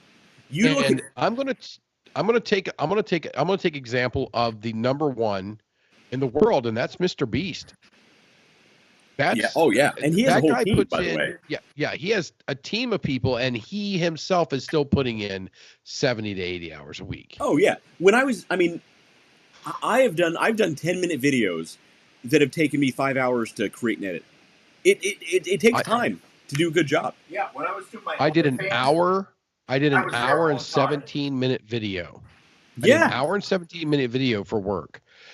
And that hour and 17-minute video took me 3 weeks of work to actually complete it. It takes time. I mean, like I said, I spent 5 hours on a 10-minute video one time. And after that, I was like, you know what? I'm not putting that much effort in next time. And I didn't. And look, I still got good good results on. But it takes time to create. It's a full-time job being an influencer, being creating content online. Anybody, look at any YouTuber, any TikTok personality, people like that. I mean, they'll spend 80 hours a week without even thinking about it. these are not jobs you can have if Yeah. you have small kids at home. Yeah, and that is not what we Kids call are awful. passive. Devin Ross says Mr. Beast got canceled. I think he's still around, but I think he's kind of keeping a little lower profile these days because of that whole thing. Yeah. That's ridiculous. Yeah. Put the So head down. that's number 4 is a terrible idea. Number 5 They tried to cancel him like 10 times. So yeah. This he'll be last back. one was kind of the guy gives this most recent one was kind of a doozy, so I'll give him that one. But yeah, you're right. So number 5, create an online course or other digital products. This is probably the most passive of the passive incomes. So David, this is one that I've actually talked to you about. You could do with your knowledge. So base. he is. So I will openly admit that West has hammered me several times. I still think it's great for you. To create a online course for the world that I live in, and he has just. I still think you should. Now look, it's not passive. Relentless. It's not passive. There's a lot of, like I said, I just did 3 weeks to do an hour and 17 minutes of content, and it got me from point A to point B, and I think the end result was, while it's not highly refined because I'm by far not a video editor and I have no graphics background or any of that, it serves the purpose completely of what it is, and it is. It is. I'm just looking at Dan. Just popped up here on the screen. Yeah, you said University of Phoenix is an online course that makes lots of money. It makes money, yeah. So I could develop a online course, and Dan would actually be part. If I did this, I wouldn't do it without Dan. There's no way. Between Dan and I, we are probably two of the most well-known professionals in a very specific subsect in our market. Aren't they related? So they're not. I think Dan McDonald might be one of the few people that David knows he's not related to. He is so related to everybody. So I just know everybody, but I know Dan too. And Dan, again, if I had to point at somebody who is better at a certain aspect of things than I am, Dan is the first person I'm pointing at. He's a sharp dude. So building an online course is actually, it can be passive to a degree, right? But here's the thing. So I'm not even talking about the whole development process that's gonna take weeks and possibly months to develop the content for the course itself. But beyond that, to actually get people into the course, again, just because you build it doesn't mean they'll come. You need to advertise it. You need to market it. You need to hopefully build a community with ongoing content to drive people to that course. So they can make a lot of money, but you need to do the legwork to get people to come to it. It's anything but passive, but it is a great source of income if you can pull it off. Yeah, Dan would have been a great. I think Dan would have been better fit. I know he just he made a change recently. Let's you and I talk. We will build an online course. Dan having his own business for a consulting in a very specific niche would have. I mean, he could have wrote his own. I mean, he would have been all the proceeds would have went right to his pocket. Well, Dan, let's talk. Maybe we can build an online course for you, and some of those proceeds can go into my pocket. Isn't Dan the e-sports coach? No, that's Keith. That's Keith. I like Keith. Keith's a hell of a guy. You haven't met Dan. Dan is the guy I drove over to Boston. I had some business over there too, but I went over to Boston and he plays bass. He did the School of Rock, the adult School of Rock, to start learning to play bass. And I actually went over and jammed with him. I want to say not that long ago, but it apparently has actually been a while now. The months slipped by now. I'm not sure what Devin Ross's comment here is supposed to mean. West has hammered me several times. I might be referring to something you said. That was a joke. So that was a joke. I did that on purpose. I did on purpose to see if somebody would catch that. I didn't catch that at all. So Wes has hammered me several times about. No, I didn't. All right. So I was just waiting. You didn't pick it up, but I knew that one of the guys out there would be like. That did not process at all for me. Thank goodness. All right. Number 5, create an online course or other too much baby oil products. Oh boy, yeah, it's mostly GHB. So number 6, is monetize video content. Oh, yeah. I see that. So look, monetize video content. The only problem with that is you need to, make the video content. That's the as we just mentioned, that's anything but passive. It's so much work, man. It's worth it. It's fun. And do you know how hard it is to get a monetizable audience on YouTube? We went over those numbers before, and it is so hard. And here's the thing: even after you get monetized, you need literally millions of views to make any kind of a halfway decent living. I mean, it takes if you want to get a check for $5, which don't get me wrong, if we ever went over to, so we used to think, hey, let's flip over instead of our focus being on Facebook, let's flip over and make our focus on YouTube, build our thing there. And if we ever got a check, I mean, we wouldn't cash it. It would be literally like just for put it on 25 a frame. cents. It wouldn't, yeah. It would be on a frame on our wall, and we wouldn't care whether it was 25 cents or $5 or $5,000. $5,000, I'm cashing it, and then I'll take the return check and set it up there. I'll do mobile deposit on that. But it is not passive. Jesus, Mary and Joseph. It is really hard to make money with monetizing video content. It's so hard, man. Yeah, it really is. What? Yeah, let's talk. I mean, if you want to know more about that, you can go talk to the guys over at fishing. What's Shannon Black, the Real Outdoors with Shannon Black. After he ditched us, Real Life Outdoors with Shannon Black. That's where this. Well, he only sign right there. Yeah, this sign right here, which you guys can just see the bottom of it. That sign actually came from our first fishing tournament and fundraiser, where we raised about $5,000 for the Easter seals. Raised $50.75. We raised a lot more than that, but we raised almost $5,000 for that event. It was crazy. Was amazing. You want to see me get monetized? Lunenburg. It's good. I want to see you get tased. Give me money. It's Australian Virginia beer. Yeah, give me money. See? That's how you do it. It improves your circulation. You got to work the word circulation in. Crikey, it improves my circulation. It improves your circulation. Yeah. All right. Dan McDonald says they're deleting YouTube accounts without warning right now, so maybe not a good avenue at the moment. Yeah. Kind of rude. That's YouTube. YouTube, they like to play by their own rules, and they change those rules arbitrarily based on who they like, who they don't like at the time. So you know what? I'm starting my own YouTube's, like my own Bloomberg new Rumble channel. Like I'm going to start a new. You doing that? Are you gonna make? Are you? I don't believe you. Oh well, it's called. I don't believe you. It's called MattTube. MattTube. Yeah, that's going to be. I call bullshit. You still haven't made a single French fry on YouTube yet. Frankie, Boomdeberg. There you go. That you need like the rim of like alligator teeth going around the top of your hat. There. Oh yeah. Well, we could just AI them in later. There you go. Look, I've been trying to hold off on the AI shows. I got a lot of AI content. I'm not bringing on those shows. Much AI stuff I do too. David, you're welcome. By the way, I have a lot of AI news. I could be serious. Yeah. I'll tell you what we'll do is we'll see the next time I have to be away, and we'll get you a guest host in, and then you can AI yourself. Meet Tube maybe.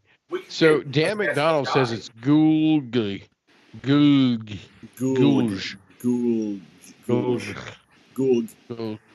I mean, just transpose two letters there and that word is just not. I think Dan's been drinking as much as we have. All right, so. Dude, so Dan's one of the few people that can actually keep up with me drinking. I'll bet he could. I stopped before he did. Now that's impressive. It was fun. So it was fun. You said you wanted to get back to one of his comments, so I'm going to put it up on the screen here. Okay, so where was it? I ran into a company that is visiting FA companies. So to give leads for price because they bought the URL that is full of traffic to their site. Okay, so it sounds to me like he's talking about a company that bought the URL that's capturing traffic that goes to a specific fire alarm. That's what the FAA comes in, a fire alarm company's website, and they're trying to sell those leads to them. So Dan, tell me if I'm right on that, because I'm just going to call that a dick move. It's a total dick move, but it's a great source of revenue. But is it Look, it's not. Look, it's I would call it unethical. It's definitely not illegal. You actually see this a lot on YouTube on Google. Keywords are highly competitive. In fact, most big companies, when you do a search for big company, a lot of times what you'll see is competitors of those companies in sponsored ads right above them, because those other companies bought that company's name as a keyword that they're now ranking on because they paid for it. It sucks. Blame Google. They do a lot of shady stuff, but that's just one of those things. Yep. It's unethical, but it's definitely not illegal. Crikey, kangaroo. So yeah, and selling the leads back, that's rough, man. Now look, Dan, I have to know. So they bought the URL. Does the URL look really similar to the company that they're mimicking? Because that's shady as crap. It's not illegal, but it's super shady. So there is one. I think it was. Who were the two competing? Like Dish Network just got bought or has an offer on the table to be bought by who's the other satellite provider? DirecTV? DirecTV. So DirecTV is about to buy or is planning to buy Dish Network. Now, Dish Network, one of the two, I think it was DirecTV bought dishnetwork.com. Okay. And Dish Network's website was dishnetwork.net. Okay. And they used to put on there. It was an internet service provider, so it might not be the same. So it was an ISP, and you would land on this page, and they would tell you, "Oh, you're not at the right spot, but look at our offerings," and they would send you right back. You click anything on their page, and it puts you right back into DirecTV or at the time would have been Time Warner or whoever's website, Wide Open West, or whoever's website it was. But they bought, and so the company, let's say West has Underdog.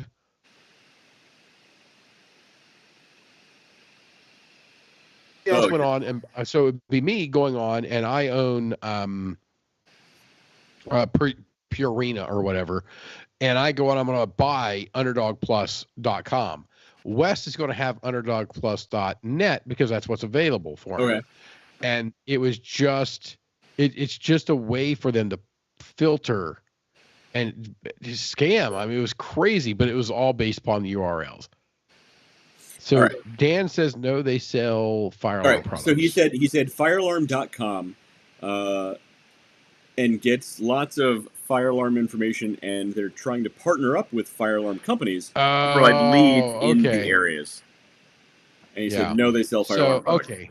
Understand. So that's not. I wouldn't call that shady. This is not near as bad. It's not nearly as bad as I thought it was. This is fine. Yeah, I thought he was going. This is sharing data. This is sharing data and leads that are possible because XYZ company is looking for these parts on my website because. Dude, firealarm.com is a good URL. Okay.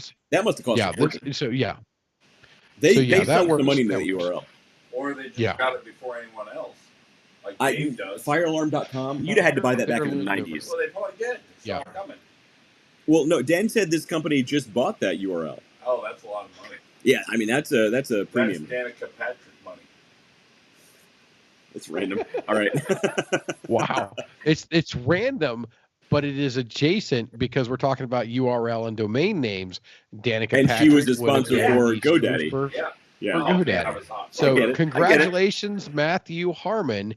You made a comment that was at least adjacent to our conversation. It was adjacent. It was a long road to get there, but we got there. Woohoo! So Dan's talking about it. Now I want Dan on just so we can talk about the flowers.com thing now, too. The flowers what? What about flowers.com? Like Game of Thrones? I don't know. Okay, so we got two more links to go through, bud. It's 9:20. We going there? We got to get moving. You wanted I thought you were giving up. All right, we can definitely do that. Never given up. See what we got. You ever seen me give up? All right, so this next one.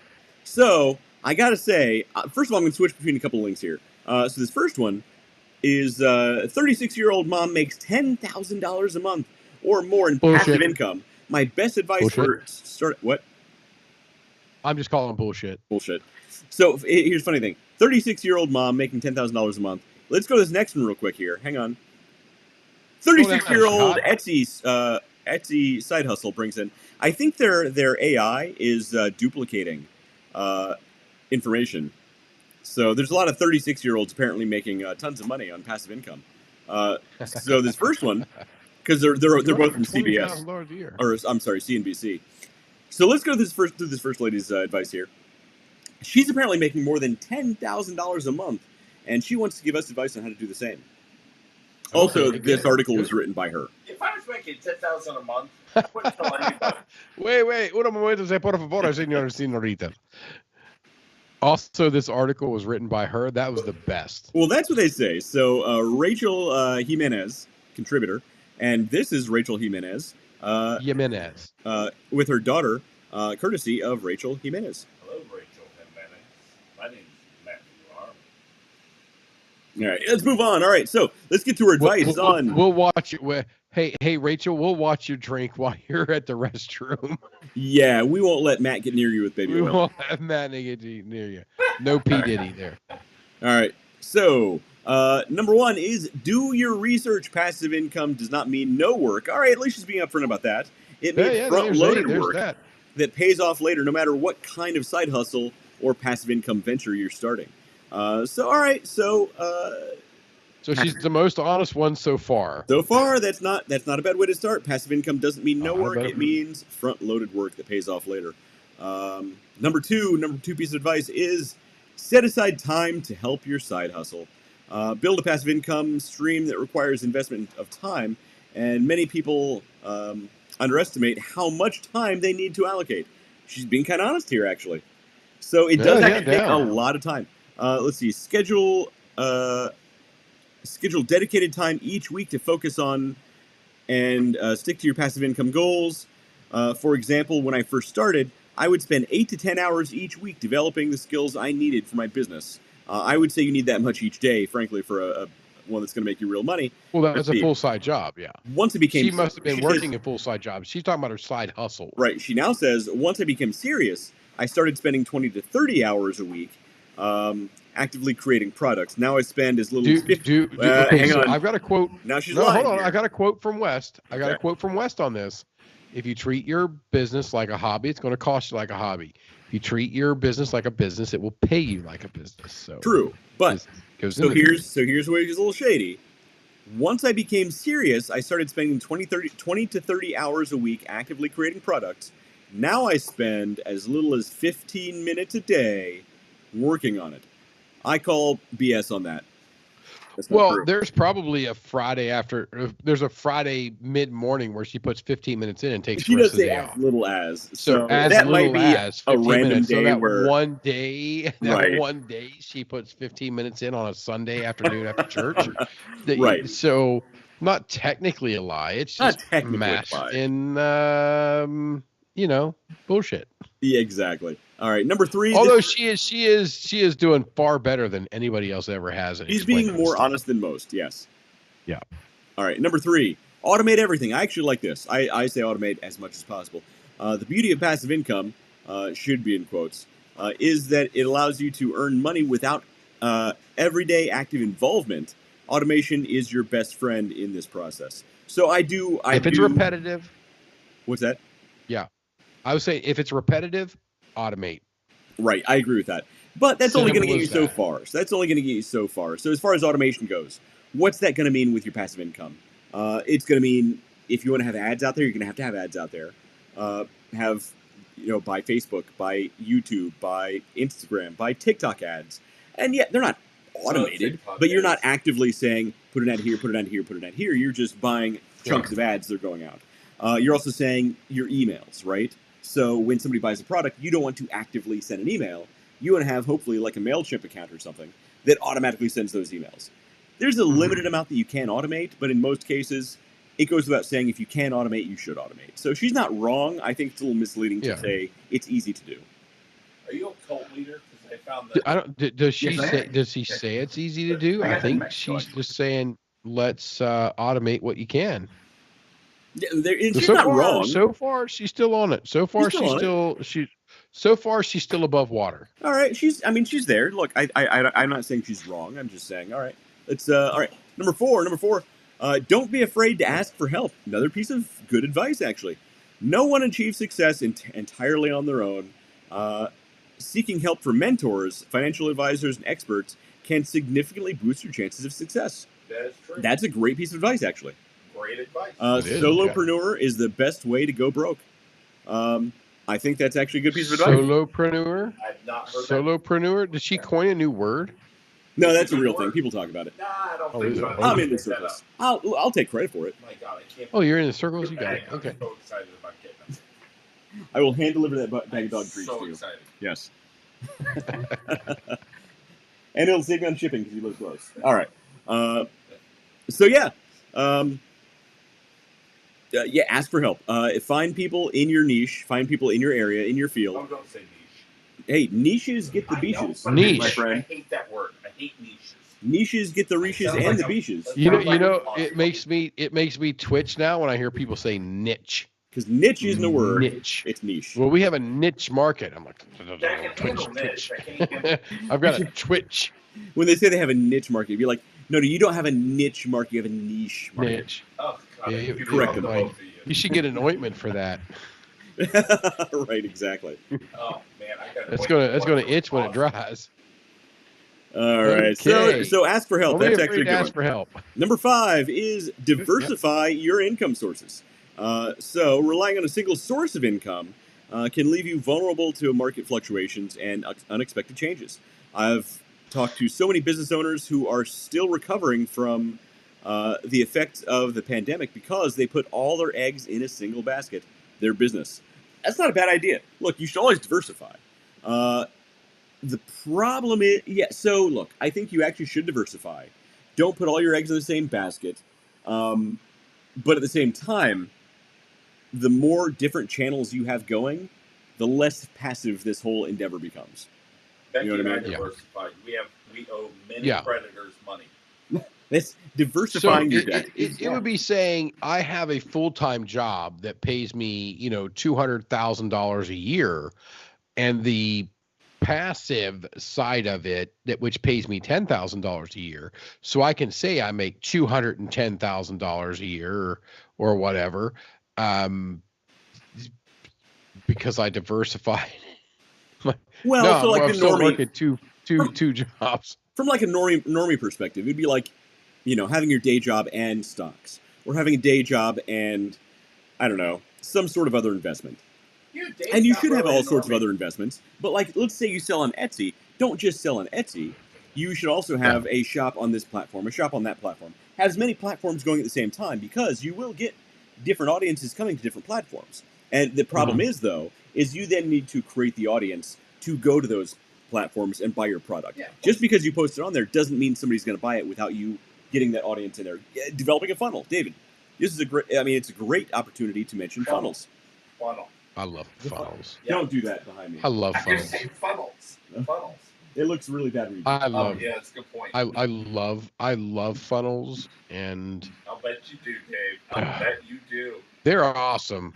I like marketing funnels. I like marketing funnels into sales funnels, into return customer funnels, Right, warm but you lead need to. funnels. But how much Oh, work so goes good. into building and maintaining a good sales funnel? 6. Is And it passive? funnel Would you call it cakes. passive? Dan McDonald says he likes No, funnel There's cakes. I nothing mean, passive come about on. building A funnel? sales. Oh man, now I want funnel cakes. Thanks, Dan. I want funnel cake. Thanks, Thanks, Dan. Now I want funnel cakes. What the I'm hell? gonna leave. I'm trying to lose weight, huh? Well, here's what you do. Huh? You need Eat funnel cake. what I would call The McDonald's funnel cake. the best redneck And John sandwich in the world. Calendar says The best redneck sandwich in the plum. world, which is an elephant ear, funnel cake on top, another elephant ear. Oh my god. You smash it down, you get yourself a monster sandwich, man. Right. How are you not 300 pounds? Fast metabolism. I've never Clean thought living, my about friend. that. I just Tell me I'm wrong. I've never put thought 5 about. pounds on I've my never ass, thought Aaron. about that whatsoever. So, And here you are, skinny as shit. You're like, oh yeah, you just take an elephant ear, you put a funnel cake in the middle, and you put another elephant ear, put some raspberry drizzle in the middle. Right? God, tell, I'm so hungry. tell me I'm wrong. That'd be amazing right now, wouldn't Oh, it? it's so good. And John, So I'm is not it- putting your so- comment on the so- screen. Oh, I said it out loud, so don't worry about it. What John said.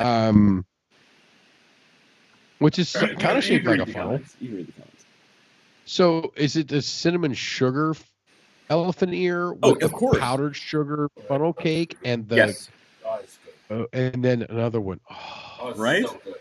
And some Fairlife chocolate milk. It's like butter on a Oh, man. Pop-Tart. It's See? so freaking good. Or I still some never had that. Kroger Oh, it's so Kroger good. chocolate milk. Oh, See, look, Kroger chocolate I milk. think we need to make this happen. I think there's something there. It's so freaking good. All right. Yeah, there's a heart attack. That's what's there. Look, clean living. Look at me. The epitome of clean living, and it works out well. I'm gonna buy Pop-Tarts. I'm gonna pop them tonight. Don't that, Dude. I haven't had a Pop-Tart in years. No. Wait, Matt. They've got these things called Pop-Tart bites or something. Oh, They're like, are they as good as miniature normal Pop-Tarts? Oh my God. Are they good? They are phenomenal. They're like little bite-sized Pop-Tarts. Yeah. You just open up the bag and you eat the whole bag. But I've never even seen these. You I gotta gotta find put one. butter on it. That sounds amazing. Did you ever put butter on a Pop-Tart? It's so friggin' So good. I love the freaking song. good. If you've never put butter on a Pop-Tart, if you Yeah, haven't, really then I think you should. Yeah, You know what? Oh, It's that funny. is- I bought. Yes, I have actually put butter on a Pop-Tart. It's delicious. it's so Yeah. freaking good. I've never done that though. Oh my I've still God. never done that. You should Oh, stop you what gotta you're do it. doing right Start now. with the Try to brown store sugar your Pop-Tarts. cinnamon. All right, should I Oh, switch this stream very over to cool. my phone? I'll film myself driving to the store in the middle of the night, and we'll go buy some Pop-Tarts. You know what? Like that would strawberry actually frosted get us a Pop-Tarts. lot more Has to be views than we strawberry? normally Well, get. any kind will do, but I love strawberry frosting. The strawberry Pop-Tarts are good, but if you want to start with them, start with the brown sugar cinnamon, the kind of like the basic Pop-Tart. If you take that and put the butter on it and then eat it, it's so I good. like the. The cherry's good, the blueberry's good, the strawberry's good. Those are great. But if you get over there and you put that butter with the cinnamon and sugar, See, I haven't had a Pop-Tart. I haven't had a make Pop-Tart you in want to years. slap the queen. I haven't had one in years, but I remember I used to really like the wild berry. It was like the blue with the purple kind of. The sprinkles. Yeah. Yeah, it's He good. doesn't know what I'm talking about. He's an old guy. He doesn't know the I wild like berry. strawberry frosted Pop-Tarts. The strawberry's where it's at, huh? Yeah, yeah. David, you recommend starting with the cinnamon? I recommend starting with the cinnamon. You can move up and out from there, but getting a good base to get the full encompassing flavor Mhm. of it is the brown sugar cinnamon standard Pop-Tart. Mhm. Not these new weird ones that don't glaze. What the frig? They have unglazed toasted- Pop-Tarts? What is this? They have Communist Russia? unglazed Pop-Tarts. It is Like- communist Russia. Workers of the world unite. Here's unglazed Pop-Tarts. In Soviet Russia, Pop-Tart glaze you. Yeah, it doesn't. No, that sounds terrible. It's down with the I seen a porn proletariat. like that once. No. This is we're already way off topic talking about Pop-Tarts, David. We're not going there. Yeah. You know what? Just Hey, you said Russia, Pop-Tart glaze Certainly, you. thank What was you. I supposed to do, right? I need it. All right. We got John Callender talking about butt plugs. Thanks, I mean, David, come on, for man. keeping going with that. All right, let's get to the. I think we're almost done with this one. So number 5 is diversify income. I agree. Number 6 is remember there is no perfect time to start. This is actually a good article. Look, I recommend all this advice mostly. You did. Okay, Remember. so I wanted to make fun of this lady to begin with. Yeah. I really did. I did I too. wanted to make fun of this lady for being, oh, hello, look at this article about this woman who has all these great ideas. Oh, by the way, it's written me. by the woman who has all the great ideas. Right. But it's actually, as far as honesty goes, Yeah. it's the best. It's the best one we've seen yet. This is the best one we've seen so far because look, this last one, there's no perfect time to start. David, when was the best time to plant a tree? 30 years ago. When was the second best time to plant that tree? Now, motherfucker. Exactly. We've talked about this since day one. So this is actually a really good piece of advice. I mean, you can plant a tree anytime, honestly. You can plant a tree tomorrow. No, I mean, But That's now. if you want the best fruit from that fruit tree, when's the best time to plant the tree? really, you're going to want to plant several fruit trees together. But I mean, When was the best time, Matt? Well, I guess, tomorrow or next week. I mean, depends on when the. If you want the fruit today, when's the best time to plant the tree? If you want the fruit today, go to the store. Fair enough. All right. Matt is on board. He knows this stuff. That was you West. You set yourself up for that. I one, did. bud. I should have known. This is what happens when I ask You Matt really questions did. on live internet. You're like, if you want fruit now, where do you go? The store. I mean, come on. I mean, he's not wrong. If you want Pop-Tarts right now, where's the best place to get the store? The store. Fair enough. You're not going to grow your own Pop-Tart tree. Dan McDonald says, "Oh, BJ's has Hawaiian Kings soft pretzel bites. That sounds awesome." Oh, guys. I'll put butter on those, too. I gotta go. All right, Matt has apparently a family he has to get back to, Well, yeah, and probably homework. I've got landscape photography critique tomorrow. Oh, that's landscape photography. That's going to be. That sounds like a real Duncan. class. Yeah, don't miss the Duncan's Duncan class. Yeah. All right. Tell him I said hi. We'll see you. Thank you for the hot sauce. All right, Dave, man. we'll see Tell, you. t- Studio t- audience, tell him we'll I see said ya. hi. All right, I will. I'll tell Duncan, Dave Leffingwell said hi. Yeah, ask Duncan He about actually might know me. the photos. My guess is the electricity did something with the emulsion. That's what I'm thinking. So if he says the same thing, I win. I actually showed You him. guys could He's like, ask the "I'm supposed to take a electrician, look but at I it." don't. I mean, just out on the side here. Exactly. Fair enough. Hey, see you later, man. All right. All right. Now that he's gone, we can get back to business. Wait. Yes. Well, That was never. That was never. that was gonna never happen. that was never on the agenda today. Actually doing That business. was never an option. No, that was never an option. Peace was never an option. All right. So we went through 6 of them. Went through all 6. So let's see the next one about the other 36-year-old lady. She is 36-year-old Etsy side hustle brings in $220,000 a year, and costs Okay, under I thought it was $40 to 210, start. which is. Oh, okay. All right. Oh, okay. So the last lady was honest. This lady's full of shit. Okay. The last lady was also 36, and she's bringing in $10,000 a month. This lady is 36. Well, $10,000 a month bring is in $120,000 a year. So she's $220,000. not really necessarily breaking down the banks here. I mean, $10,000 a month. I mean, is that? I mean, that's normal, right? That's like right in line. Yeah, I mean that's For a average. full-time job. I mean, yeah, that's right. But she was saying that was like basically a side hustle or passive income. Yeah. So if you could have a passive $10,000 a month, that wouldn't be bad.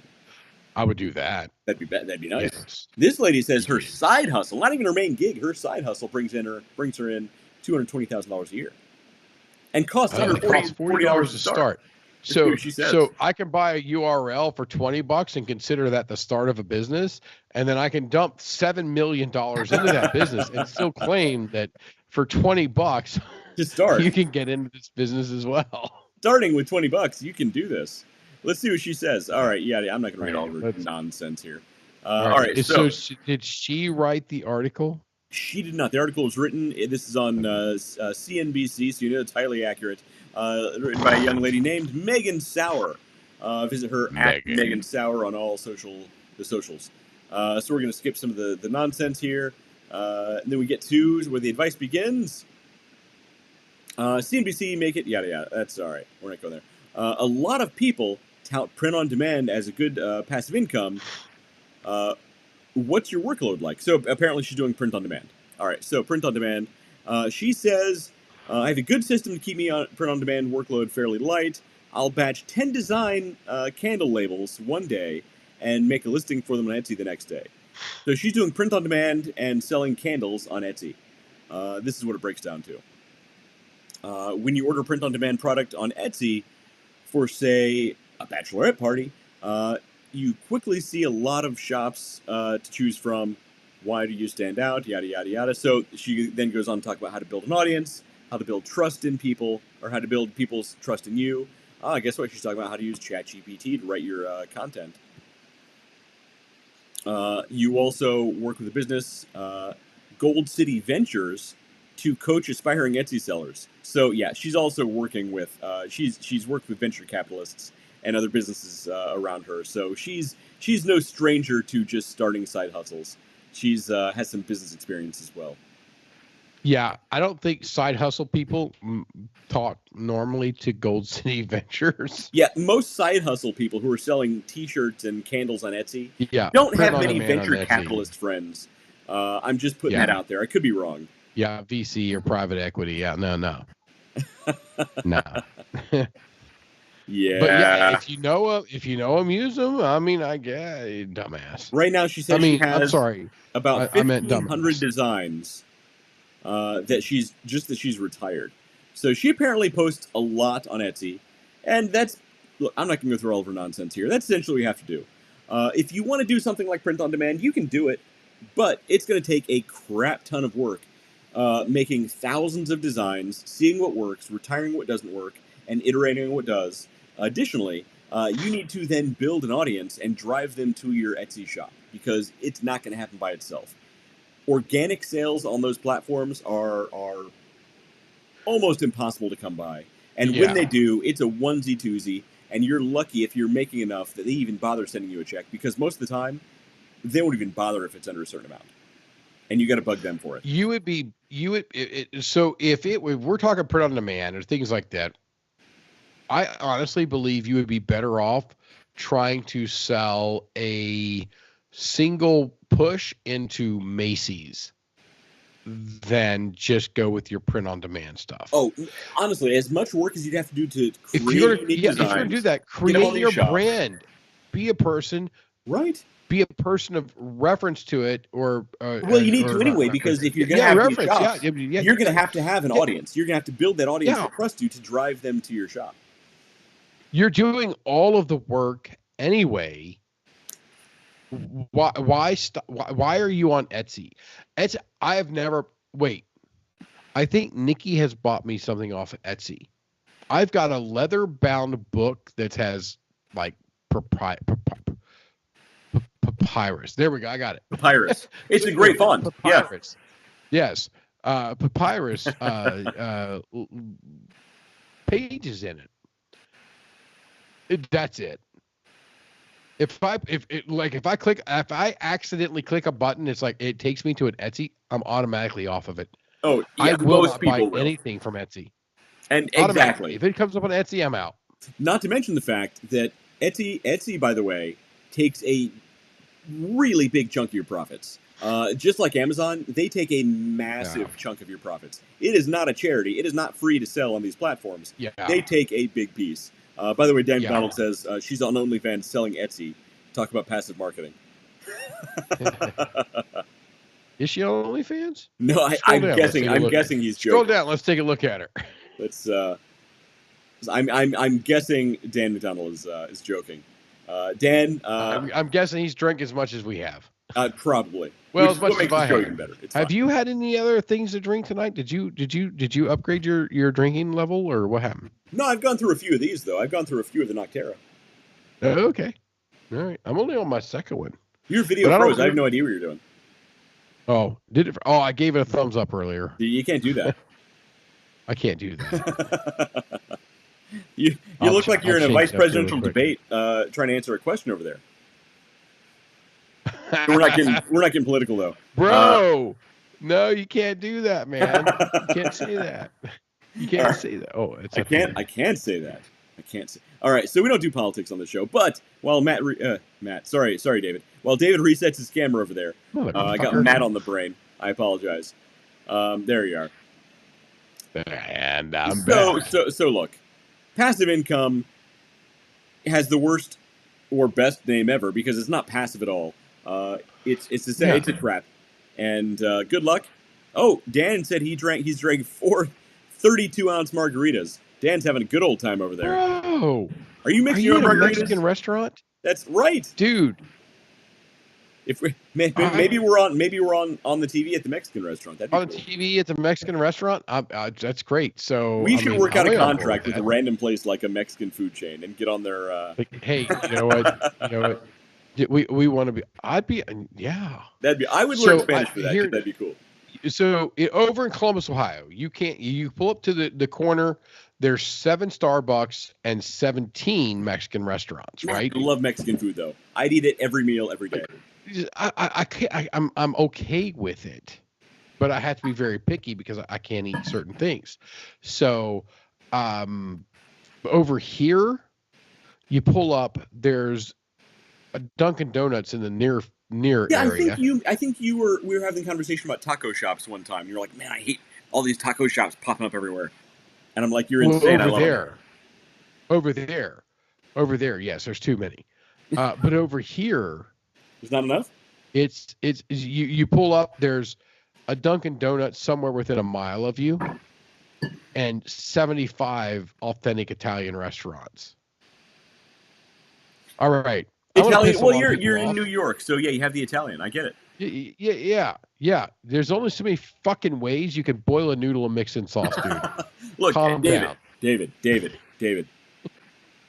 You are right on the edge of causing another dock worker strike. Do not piss them off, David. It just ended. Don't do it again. I mean, for frig's sake, it's a noodle, and you got a red sauce. There's a lot of ways to eat it. There's a lot of ways to eat a noodle, David. No, there's not. And if you're like, oh, it could be a penne, or if it's all a freaking noodle. It's just, what shape is my noodle today? We're clipping that audio. That is your next intro audio. Hello, ladies and gentlemen. Welcome to the journey. What shape is my noodle today? Yeah, we're clipping that audio. We're saving that one. That's great. That's actually a good one. But you understand? I mean, it's just. I get what you're saying. It's a weird tangent, but I get what you're saying. Most boring food genre. Noodles? Man, I love the carbo load, man. I love pasta, but my current wife never makes it. I'm trying to think of something that's more boring than pasta. You gotta spice it up, man.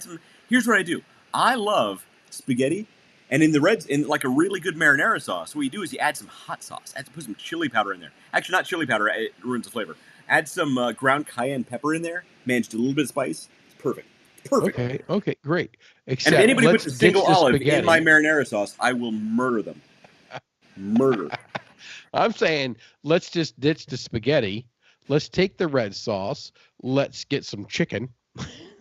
And do anything other than put it on a freaking noodle. Well, how about this? I'm good. I don't need a noodle. You get yourself a big old steak. You put some noodles and some marinara sauce on the steak. You got yourself a meal. So Dan just called you out, bud, talking from the skinny guy. Look, fast. I do cardio twice a day. You don't get this fat by accident. I do heavy weights 4 times a week. I do cardio twice a day. I make sure I'm able. Wait. I got to call you out on this. You say I do heavy weights twice a week.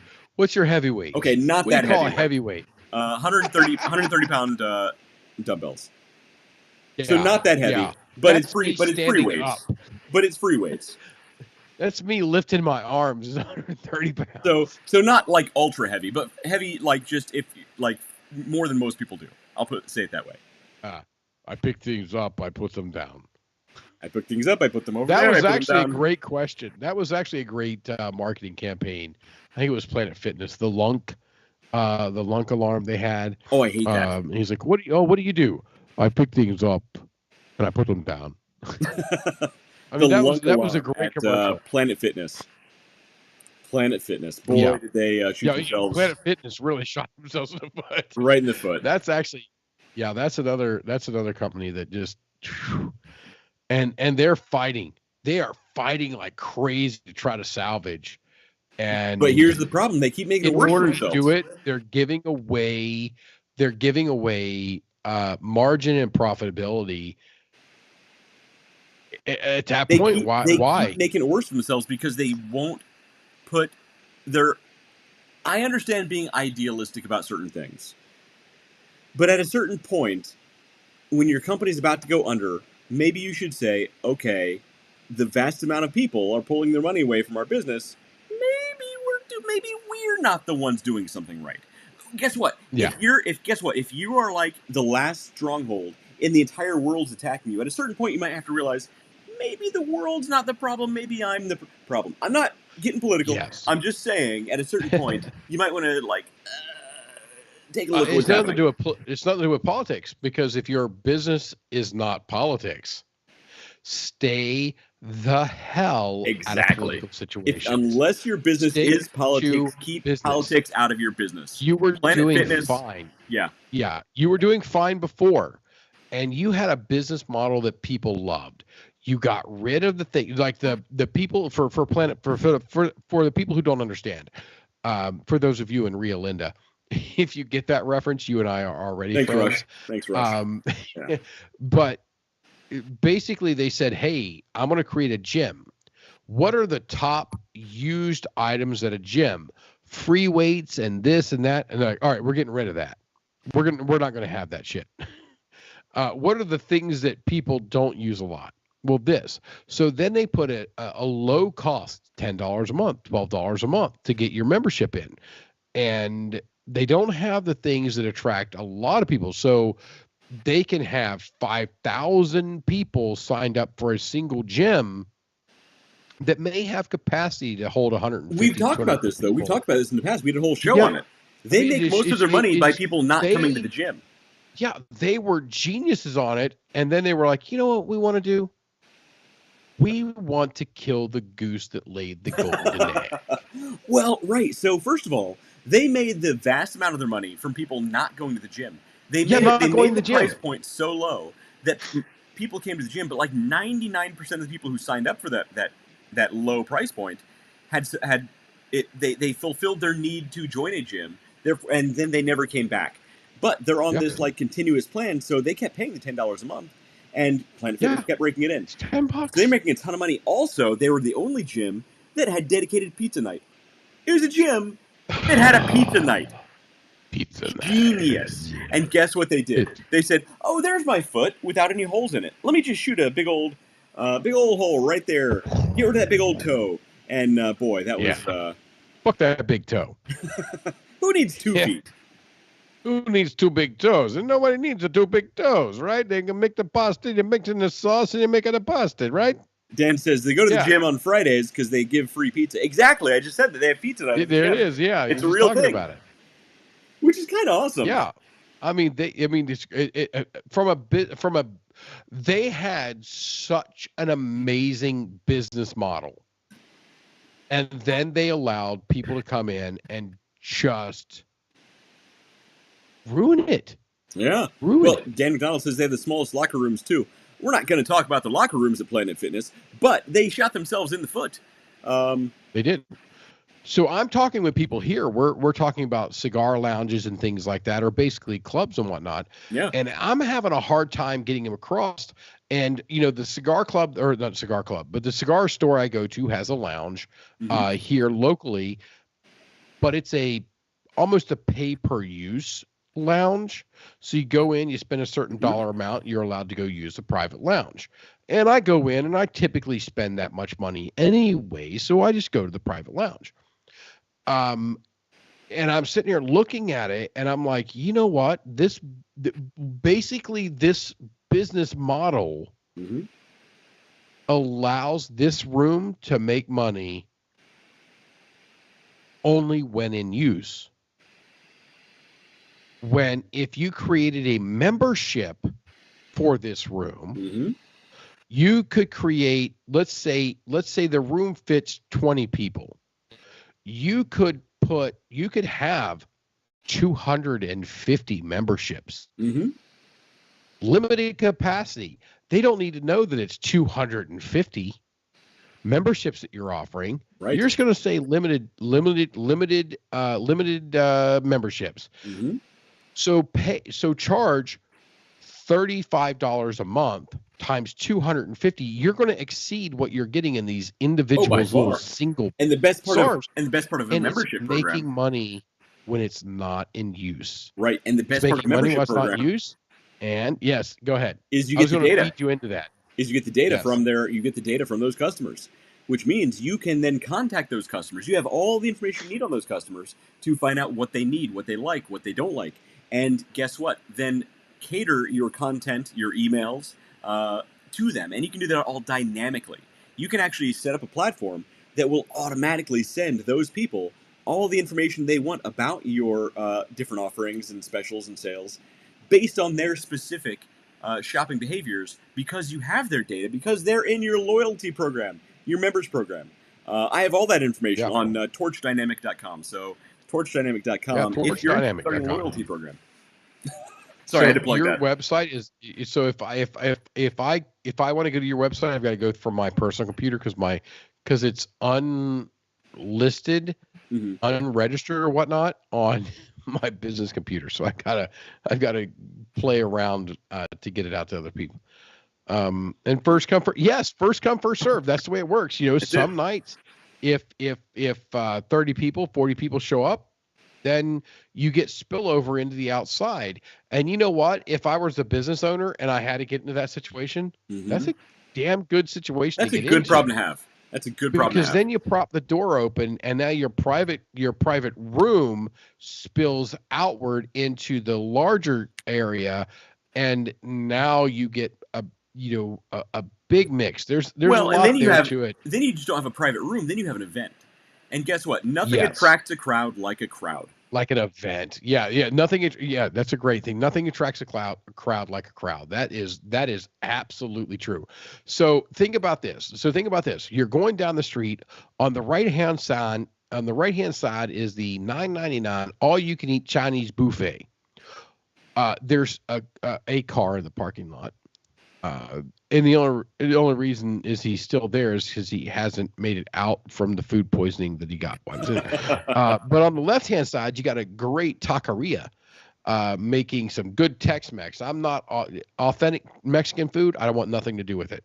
I want Tex-Mex. But a good Tex-Mex restaurant on the left hand, and the place is packed. I got to wait 30 minutes to get in. Mm-hmm. You know which one I'm going to? Right. I'm going Tex-Mex. I'm going Tex-Mex. I'm going to wait 30 minutes. That place is packed. That place is worth it. This place over here, I can walk in and eat right now. Right. And get me in there. Those people over there know something. What do they know that I don't know? I got to try it. Yeah. And what do they know? They know this place over here going to give you the runs. Nobody wants the runs. Yeah, don't get ice cubes in your drinks is the answer to that. Dan McDonald says, and do specials each night for those customers not to overload space, which makes each member feel special. So you know who does that really well is actually Hofbrauhaus. So for their Steinmasters, they actually have special nights or special offers or special deals where their Steinmasters can come in and do something that's only for them. And it's that feeling of exclusivity that people love. If you give people who pay a premium for your product or your membership that feeling or that level of exclusivity, they are that much more loyal to you because they're invested. Yeah. Now, this is not just something they're paying for. This is something they're proud to be a part of. So you're right, Dan. That's exactly what you got. Oh, I am super proud to be part of the Steinmasters. Yeah, exactly. Absolutely super proud. I mean, when I go places and people's like, "Oh yeah, I did the Hofbrauhaus here." I'm like, "Yeah, I'm a Steinmaster, and my Steinmaster membership because I'm a member in Columbus extends to Pittsburgh, Columbus, and Newport. Plus, I'm a Steinmaster separately because those three companies, those three restaurants are the same company. But I'm also a standalone Steinmaster at Buffalo, and I'm thinking about picking one up in Cleveland, which makes that gives me 5 Steinmasters memberships. That's pretty funny. And so Las Vegas doesn't have one, or I would already have a Steinmasters membership. How do they not have Steinmasters in Las Vegas, man? It's Vegas. It's transient. Because the customer base is very transient. They don't have people. You don't stay right there. Now. But return customers to Vegas, people it? who come back to Vegas, I'll bet there's a lot of people who are like repeat customers at Vegas who regularly fly in, who would love to go and walk into that Hofbrauhaus and have their Stein waiting for them. Yes. So there's no reason for them not to, but that's the reason that they don't. You need next time you go there, set up a meeting with the franchise owners. I should. You should. Actually, I can't. I should, but I can't. The time after the next, because I'll be there this Sunday and Monday. I'll be there Sunday, Monday, Tuesday in Vegas, and I fly to LA after that. So I won't be able to do it this week, but yeah, the next time I'm in after that, then absolutely I should meet up with them and say, hey, motherfuckers, you're missing out. Exactly.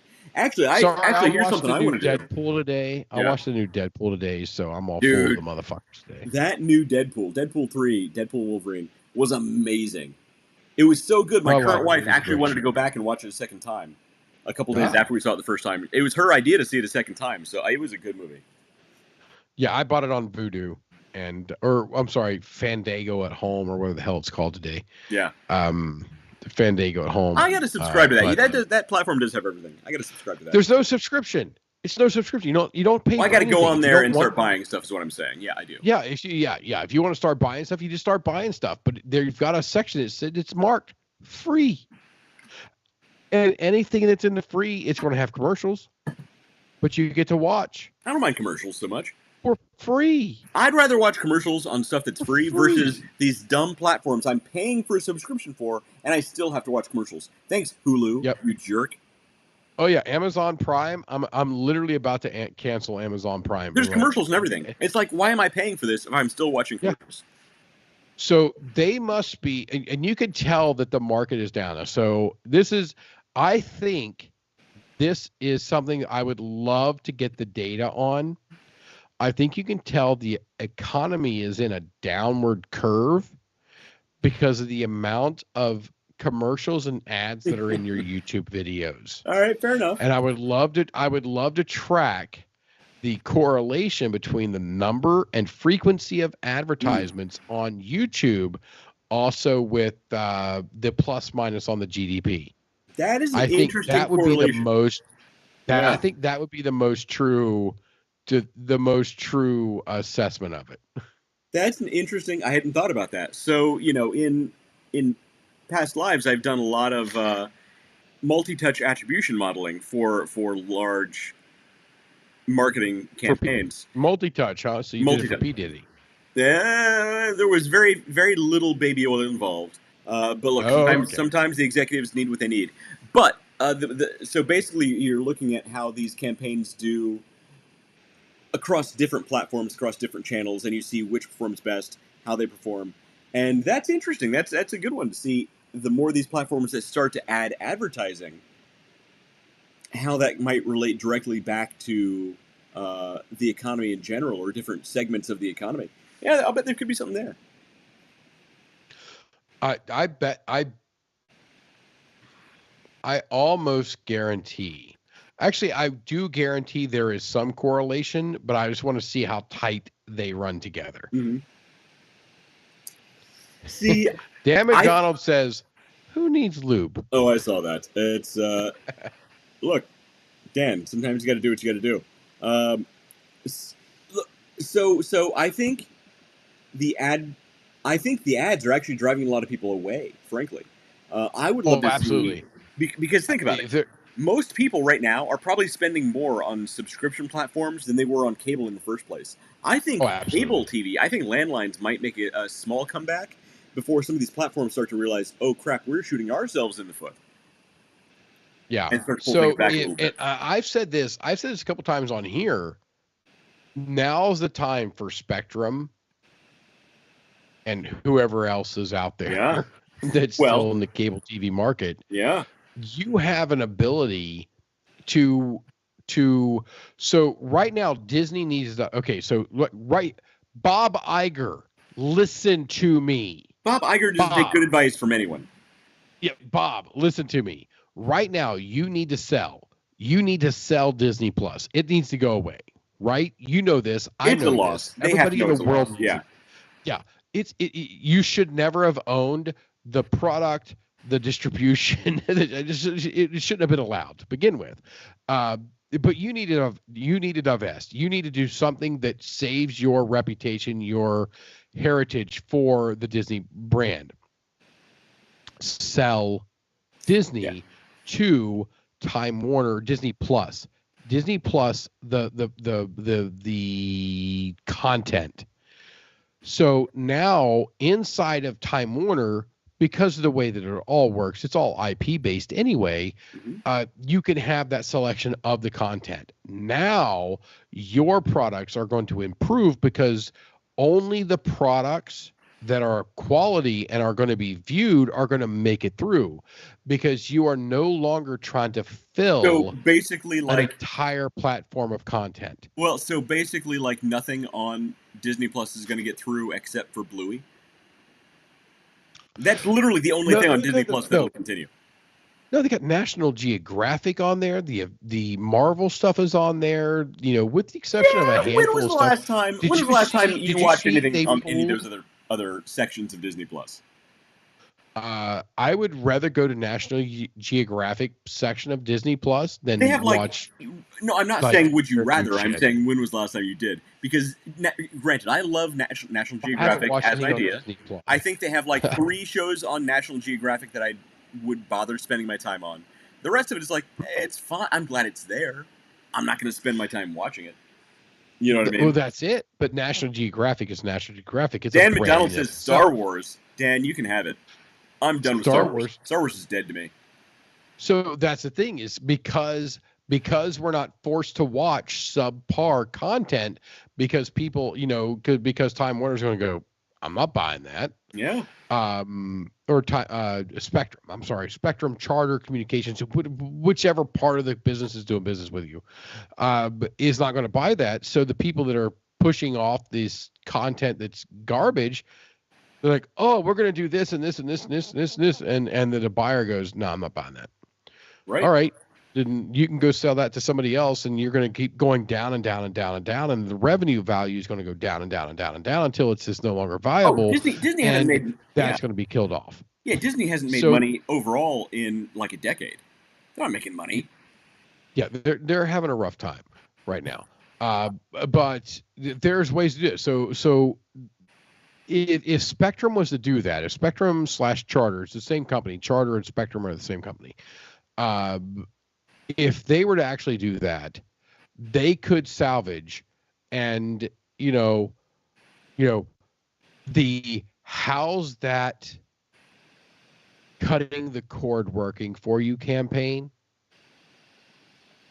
I mean, you don't even have to write it. You can like, how's that? You don't have to write it. There's no ad campaign you got to make. All you got to do is make the statement. How's that cutting the cord working out for you? Oh, well, I'm paying 10 times more than I was before, and I still have shit content. Right. Yeah. Now I have.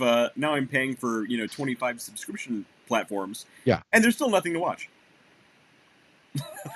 and if you said, hey, I want to sign up for Charter. And Charter, you need to go buy the Disney Plus and get it divested. You get it away from Disney Corporation. Yeah. Basically rolled into your on-demand portfolio.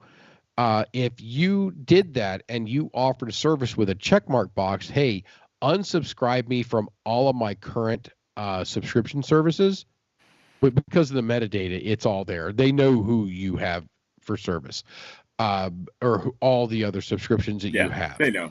So you just go to a checkmark box, which basically allows the companies to share this data back and forth. And you go click, done. So not only are you getting the content that you want back over to cable, you are also unsubscribing from all of this other bullshit that you don't need. Right. I mean, there's money to be made there. Look, I think massive. I mean, we could have a whole show just dedicated to what the future of streaming / entertainment platforms are going to be. I think there's a lot of speculation. I think a lot of technology and things are changing, especially with AI on the horizon, with actually making decent content with AI. I think I think there's something on the horizon, but we don't even know what it is yet. That's the thing. I think there's a platform or a change on the horizon, but it's probably going to be alien enough from what we currently have to where we can't even imagine what it is.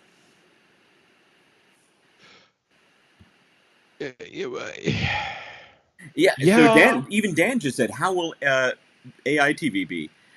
So the funny thing is, there are actually people right now actively working on custom TV shows for individuals. You can put in, I want this type of a show.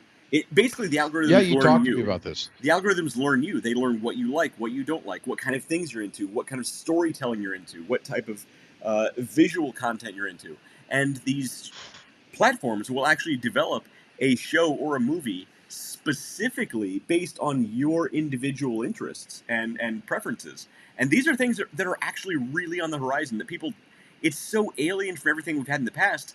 When it hits, it's going to be rejected. But just like QR codes, it's going to make a comeback, and then it's going to be everywhere before you know it. That's my prediction. It could be pretty cool, and I think that there are Avatar on steroids. He says. Well,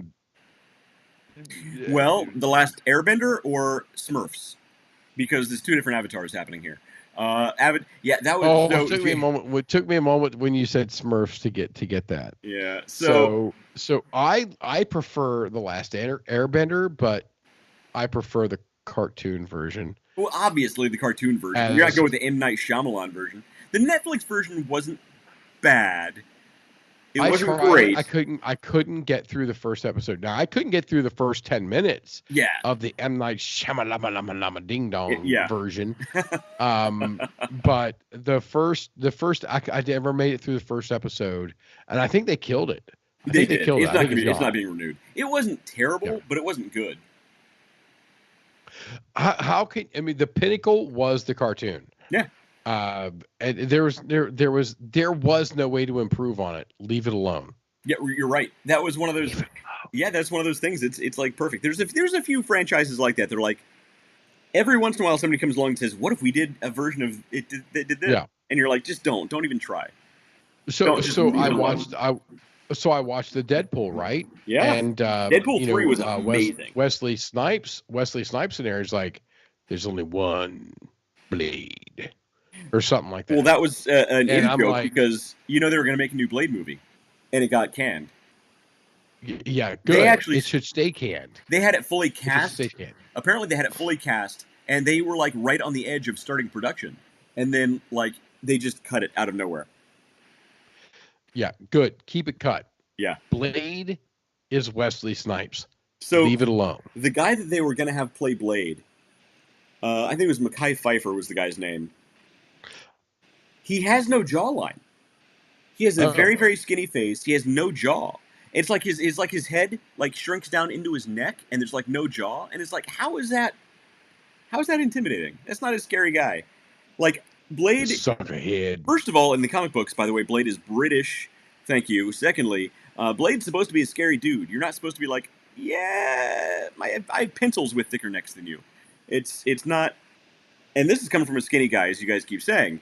Bad casting is one of Marvel's problems at this point. But we're getting into some weird tangents, David. Let's probably just wrap it up.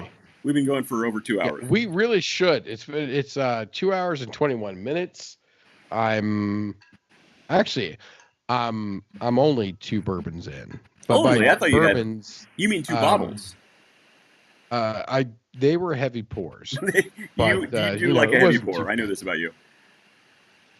Wasn't too bad. Yeah. So I think the bottom line we came out of tonight's actual official topic was there's no such thing as passive income.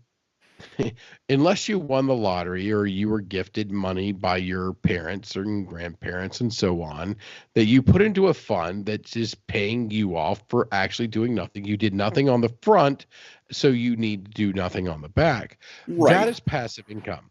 All of the other stuff that's in every one of these things is a lot of work.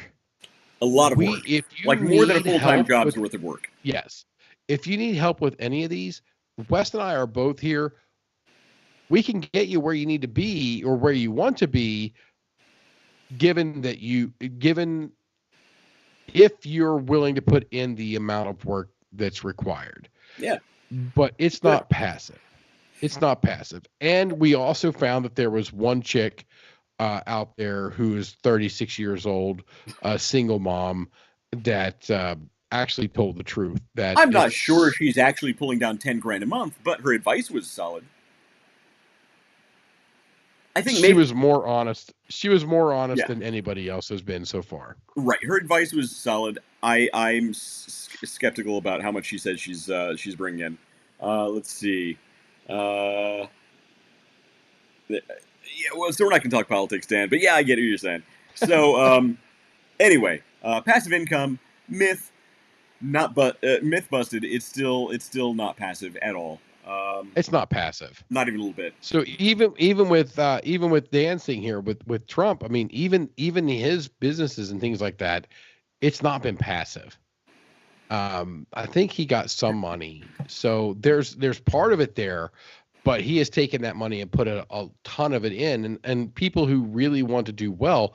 Let's take Elon. Oh shit, I'm trying to pick somebody that wasn't political, but he's now fucking political as hell. It's all political. Everything's political. Who can we talk about? Oh, Snoop Dogg, and what's the chick, Martha Stewart? They're not political. They don't get into too much shit. Those are 2 people that have very distinct brands. They have put a lot of work into those brands. Even with them, it's not passive income. They don't sit back. They're still creating content. Even the content may look different from what you would do, but it's still creating commercials, still doing things, still continuing to build that following and building that base. It's not passive. Right. I mean, really, there is no such thing as passive income. No matter what, It's really not. Unless, I mean, even if you're investing in the stock market, guess what? You still have to have a broker to manage those funds for you. Somebody's doing work somewhere. Yeah. Nothing's totally passive.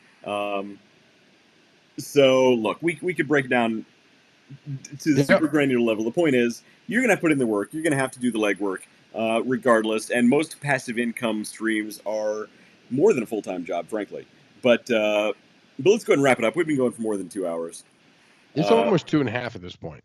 Yeah, exactly. I'm kind of like, man, we should just get another 5 minutes. We can get there. But no, it's been great. I've been Dave. He's been Wes. This has been the Underdog Journey. We'll see you guys next week. Actually, next week we may have to adjust because I will be on Pacific time. That's right. So you guys may be getting an email saying, hey, we're going to do this on Wednesday. Because I will actually be flying home on Thursday. So okay, we'll get something out. We'll get something out to everybody. Yeah, we'll figure it out. All right, next week could be Wednesday, could be Thursday. It'll be mystery. We'll see you guys next time.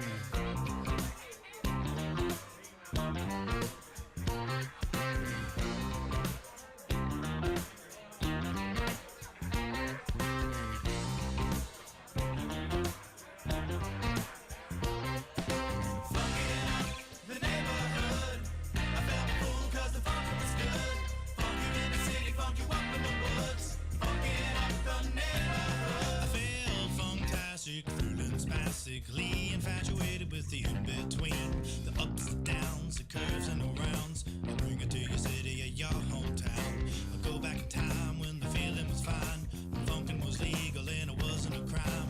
Party people lined up and down the way, a bigger celebration than your birthday. Funkin' up the neighborhood, I felt the fool 'cause the funkin' was good. Funk you in the city, funk you up in the woods.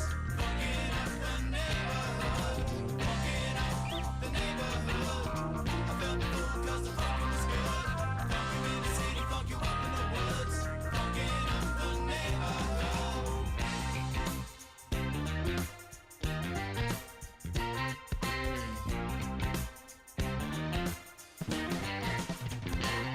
And I have seen the world pristine, funk you up in the bushes, funk you down in the trees. Now look around, all the frowns, the yellow, the white, the red and the brown. Now keep in mind, it never costs a dime, 'cause funkin' is free, I remember the time. Now look today, the streets are gray, time to take it back to yesterday.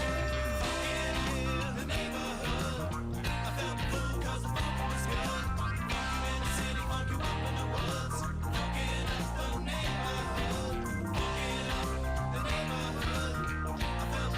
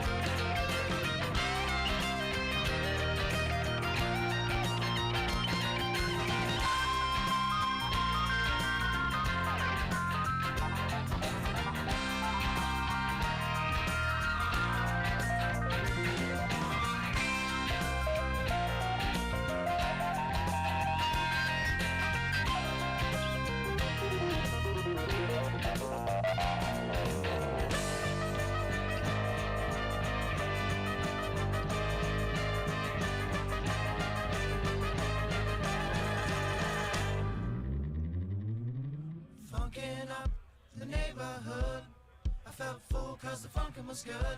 Funk you in the city, funk you up in the woods. Funkin' up the neighborhood.